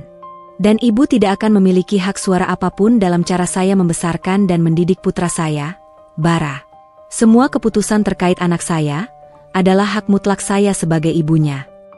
Keheningan yang pecah itu digantikan oleh suara jeritan tertahan dari Bu Ratna. Wajahnya yang pucat kini berubah ungu karena amarah dan penghinaan yang tak tertanggungkan. Tidak akan pernah, pekiknya. Lebih baik kita semua menjadi gembel di jalanan daripada menerima belas kasihan darimu, perempuan tidak tahu diri. Anissa tidak goyah. Ia menatap lurus pada wanita yang telah menyiksanya selama bertahun-tahun itu. Ini bukan belas kasihan, Bu. Ini adalah bisnis. jawab Anissa dengan suara sedingin es. Saya tidak melakukan ini karena saya kasihan pada kalian. Saya melakukan ini karena saya adalah seorang pebisnis, dan saya melihat nilai dalam aset Adhitama Corp yang bisa diselamatkan jika dikelola dengan benar. Saya melakukan ini karena saya seorang ibu, dan saya tidak akan membiarkan nama Adhitama yang akan diwarisi oleh putra saya hancur menjadi debu dan bahan tertawaan orang. Saya mengamankan masa depan anak saya. Ia kemudian menoleh pada Tuan Adhitama dan Bima, yang masih menatapnya dengan takjub. Tawaran ini hanya berlaku 24 jam. Pikirkan baik-baik. Apakah kalian akan menelan harga diri kalian demi menyelamatkan nama baik keluarga, atau membiarkan semuanya hancur karena ego satu orang? Dengan itu, Anissa bangkit dari kursi, mengangguk hormat, dan berjalan keluar dari ruang makan, meninggalkan 3 orang yang nasibnya kini berada sepenuhnya di tangannya. Gema langkah kakinya di lantai marmer terdengar, seperti ketukan palu hakim yang baru saja membacakan putusannya. Ruang makan itu terasa seperti medan perang setelah bom terakhir meledak. Keheningan yang ditinggalkan Anissa jauh lebih memekakan daripada teriakan manapun. Selama hampir 1 jam, tidak ada yang bergerak. Tuan Adhitama menatap piringnya yang kosong. Bima menunduk menatap tangannya sendiri, dan Bu Ratna gemetar hebat. Wajahnya pucat pasi seolah baru saja melihat hantu masa depannya. Lalu, badai itu pecah. Tidak. Bu Ratna menggebrak meja, membuat piring dan gelas bergetar. Aku lebih baik mati. Aku tidak sudi hidup di bawah belas kasihan perempuan itu. Dia sengaja melakukan ini. Dia ingin membalas dendam, mempermalukan kita semua. Histerianya memenuhi ruangan. Sebuah jeritan terakhir dari seekor singa betina yang terluka parah. Kita jual saja semuanya. Kita pindah ke rumah kecil. Apa saja, Bima, apa saja. Asal jangan menerima tawaran iblis itu. Tuan Adhitama mengangkat kepalanya untuk pertama kalinya. Matanya yang biasanya berwibawa kini tampak redup dan lelah. Ia menatap istrinya, bukan dengan amarah, tetapi dengan kelelahan yang mendalam. Lalu apa? Ratna, setelah rumah ini dijual dan utang dibayar, kita akan hidup dari apa? Sisa uangnya tidak akan cukup untuk bertahan bahkan setahun. Namaku akan hancur di dunia bisnis. Semua yang kubangun seumur hidupku akan menjadi bahan tertawaan. Apakah itu yang kamu mau? Harga diri kita lebih penting daripada uang, seru Bu Ratna. Harga diri? Bima akhirnya angkat bicara, suaranya serak. Harga diri apa yang tersisa? Ma, kita sudah di titik terendah. Tawaran Anissa ini bukan belas kasihan. Ini adalah satu-satunya sekoci penyelamat di tengah lautan. Mama tidak dengar tadi? Dia melakukan ini demi Bara. Demi cucu Mama. Dia ingin menyelamatkan nama Adhitama yang akan diwarisi anaknya. Sementara kita hampir menghancurkannya. Perdebatan itu berlangsung sepanjang malam, menjadi malam terpanjang dalam sejarah keluarga Adhitama. Bu Ratna meracau tentang harga diri dan penghinaan, Tuan Adhitama berbicara tentang logika bisnis dan warisan, sementara Bima mengulang-ulang satu kata, Bara. Perlahan tapi pasti, tembok ego Bu Ratna mulai retak. Bukan karena ia setuju, melainkan karena ia kalah jumlah dan kehabisan argumen. Di hadapan tatapan putus asa suami dan anaknya, dan di hadapan kenyataan pahit bahwa tidak ada jalan lain sama sekali, ia akhirnya terdiam. Keheningannya adalah sebuah kekalahan total. Menjelang subuh, sebuah ketukan pelan terdengar di pintu kamar Anissa. Tuan Adhitama berdiri di sana, tampak seperti seorang raja yang datang untuk menyerahkan mahkotanya. Pundaknya yang dulu tegap kini membungkuk. Kami menerima tawaranmu, Anissa, ucapnya dengan suara berat. Seluruh syaratmu. Anissa, yang tidak tidur semalaman, hanya mengangguk dengan tenang. Tidak ada ekspresi kemenangan di wajahnya, hanya keseriusan seorang pemimpin yang bebannya baru saja dimulai. Baik, Ayah. Pengacara saya akan menghubungi tim hukum Ayah besok pagi untuk memulai semua proses legalnya. Beberapa minggu berikutnya adalah periode transisi yang berjalan secepat kilat. Ruang rapat di firma hukum menjadi saksi bisu penyerahan kekuasaan itu. Anissa, didampingi timnya, duduk di satu sisi meja. Tuan Adhitama dan Bima di sisi lain. Bu Ratna menolak untuk hadir. Anissa menandatangani lembar demi lembar dokumen. Akta jual beli rumah, perjanjian pengambil alihan saham mayoritas, surat pengangkatan dirinya sebagai direktur utama yang baru. Setiap goresan penanya adalah paku terakhir di peti mati era Adhitama yang lama, dan sekaligus batu fondasi pertama bagi era kepemimpinannya. Hari pertamanya di kantor pusat Adhitama Corp disambut dengan bisik-bisik dan tatapan penuh selidik. Para karyawan melihat seorang wanita muda, ibu dari bayi mungil, berjalan memasuki lobi dengan langkah mantap. Ia tidak mengenakan pakaian yang mencolok, hanya sebuah setelan kerja sederhana namun berkelas yang memancarkan aura profesionalisme. Rapat Dewan Direksi Darurat diadakan siang itu. Anissa berdiri di hadapan para eksekutif senior yang sebagian besar adalah pria-pria tua yang menatapnya dengan skeptis. Ia tidak memulai dengan basa-basi. Ia langsung menampilkan data-data keuangan perusahaan yang merah di layar proyektor. Seperti yang kita semua tahu, kondisi kita sangat kritis. Mulainya dengan suara yang jelas dan tenang. Tapi saya tidak mengambil alih perusahaan ini untuk memimpin upacara pemakamannya.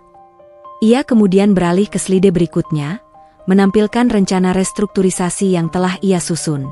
Rencana itu detail, logis, dan berani. Ia mengumumkan pembatalan total proyek renovasi lobi yang menghabiskan biaya puluhan miliar. Ia memotong anggaran-anggaran yang tidak perlu, merampingkan birokrasi, dan menuntut efisiensi di semua lini. Lalu, ia menampilkan kejutan terakhirnya. Foto-foto prototipe perhiasan, bara, yang indah. Ini adalah masa depan kita, katanya penuh keyakinan. Adhitama Corp akan masuk ke bisnis baru, perhiasan mewah. Kita akan memanfaatkan keahlian kita di bidang retail dan citra merek premium, untuk memasarkan produk dengan margin keuntungan yang sangat tinggi. Divisi ini akan saya pimpin langsung, dan akan menjadi motor penggerak perusahaan ini ke depannya. Keheningan di ruang rapat itu pecah oleh gumaman penuh kekaguman.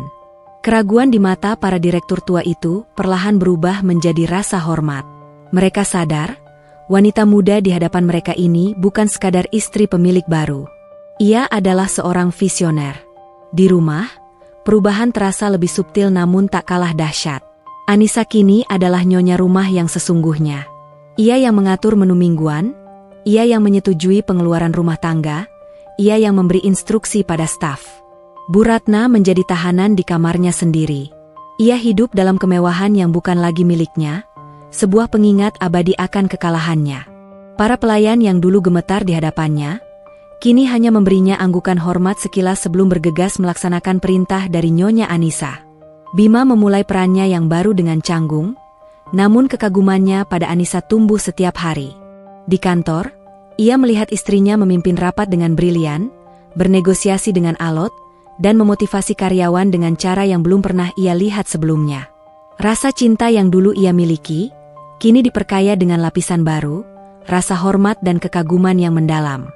Mereka mulai menjadi tim. Malam itu, setelah hari yang panjang, Anissa berdiri sendirian di ruang kerja utama Adhitama Corp. Ruangan yang dulu menjadi singgasana ayah mertuanya.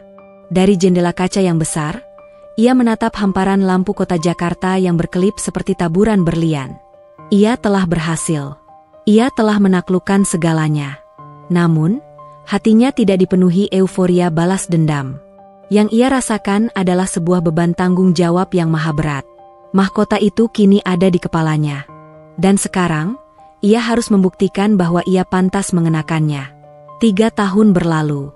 Waktu, seperti seorang pengasah ulung, telah memoles takdir setiap orang di dalam rumah besar itu, menyingkapkan bentuk mereka yang sesungguhnya. Papan, dijual, yang dulu menjadi nisan bagi dinasti Adhitama telah lama hilang. Digantikan oleh taman bunga yang lebih rimbun dan suasana yang, untuk pertama kalinya, terasa seperti rumah. Di dunia luar, nama Adhitama Corp bangkit dari kuburnya dengan kekuatan yang mengejutkan. Di bawah kepemimpinan Anissa, perusahaan itu bertransformasi total. Divisi-divisi tua yang merugi telah dipangkas atau direvitalisasi dengan model bisnis yang baru. Namun, bintang sesungguhnya adalah PT Bara Cemerlang Permata, yang kini telah diakuisisi sepenuhnya menjadi divisi perhiasan mewah Adhitama Corp. Merek Bara menjadi fenomena. Desainnya yang elegan dan modern, dipadukan dengan strategi pemasaran digital yang cerdas, berhasil merebut hati pasar kelas atas di seluruh Asia Tenggara. Butik-butik bara kini berdiri megah di pusat perbelanjaan paling prestisius di Singapura, Kuala Lumpur, dan Jakarta. Wajah Anissa kini sering menghiasi sampul majalah bisnis terkemuka. Mereka menjulukinya Ratu Berlian dari Jakarta, seorang visioner yang secara ajaib membalikan perusahaan yang sekarat. Artikel-artikel itu sering menyinggung perjalanannya yang tak biasa, menyebutnya sebagai menantu yang mengambil alih bisnis keluarga. Sebuah frasa yang begitu halus untuk menggambarkan kudeta brilian yang pernah ia lancarkan. Anissa tak pernah meralatnya. Ia membiarkan dunia mengagumi dongengnya, sementara ia tahu persis harga yang harus ia bayar untuk setiap babak dari kisah itu. Bima Adhitama juga menemukan kembali dirinya. Terlepas dari bayang-bayang kehebatan istrinya, ia justru bersinar.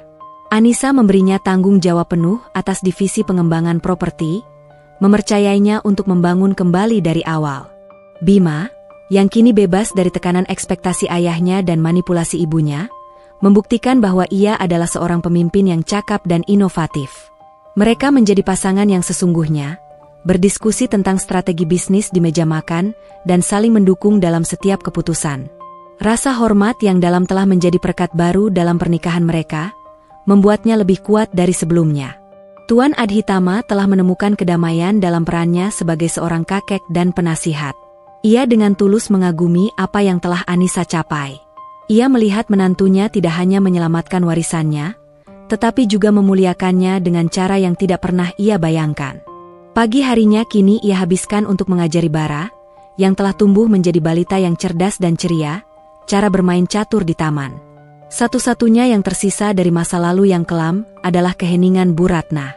Selama 3 tahun, ia hidup seperti bayangan di dalam rumahnya sendiri. Kemarahan dan harga dirinya perlahan terkikis oleh isolasi dan kesepian, menyisakan ruang hampa yang memaksanya untuk berkaca. Hari-harinya diisi dengan mengamati.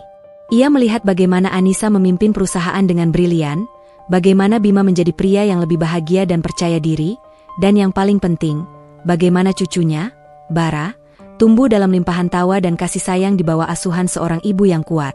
Suatu sore, Anissa menemukan ibu mertuanya sedang duduk sendirian di kursi taman, menatap Bara yang sedang berlari-larian mengejar kupu-kupu. Wanita yang dulu selalu tampil sempurna dengan sanggul dan riasan tebal itu kini terlihat rapuh. Uban di rambutnya tidak lagi ia sembunyikan. Anissa mendekat dan duduk di sebelahnya. Untuk waktu yang lama, mereka hanya diam, berbagi pemandangan yang sama. Dia anak yang sangat bahagia. Akhirnya Bu Ratna berbisik, suaranya serak seolah lama tak digunakan. Iya, Bu. Dia segalanya bagi saya, jawab Anissa lembut. Hening kembali menyelimuti mereka, sebelum Bu Ratna kembali bicara, kali ini dengan kepala tertunduk, menatap tangannya yang keriput. Dulu aku buta, Anissa. Aku buta karena status, karena gengsi, karena ketakutanku sendiri. Ia menarik napas dalam-dalam, sebuah isakan kecil lolos dari bibirnya. Aku salah menilaimu. Aku salah dalam segala hal. Itu bukanlah permintaan maaf yang fasih, tetapi Anissa bisa merasakan ketulusan yang lahir dari penderitaan bertahun-tahun. Hatinya, yang dulu pernah mengeras karena luka, kini merasakan sejumput iba. Ia teringat pada dirinya sendiri yang dulu, yang begitu mendambakan penerimaan dari wanita di sebelahnya ini. Anissa tidak mengungkit masa lalu. Ia tidak berkata, "Sudah saya duga," atau "Akhirnya ibu sadar." Ia hanya menepuk pelan punggung tangan ibu mertuanya. "Semua sudah berlalu, Bu. Mari kita tidak melihat ke belakang lagi. Yang paling penting sekarang adalah masa depan Bara." Itu adalah sebuah pengampunan. Bukan untuk melupakan, tetapi untuk melepaskan. Itu adalah tindakan terakhir dari seorang pemenang sejati. Kekuatan untuk mengakhiri perang, bahkan setelah kemenangan mutlak diraih.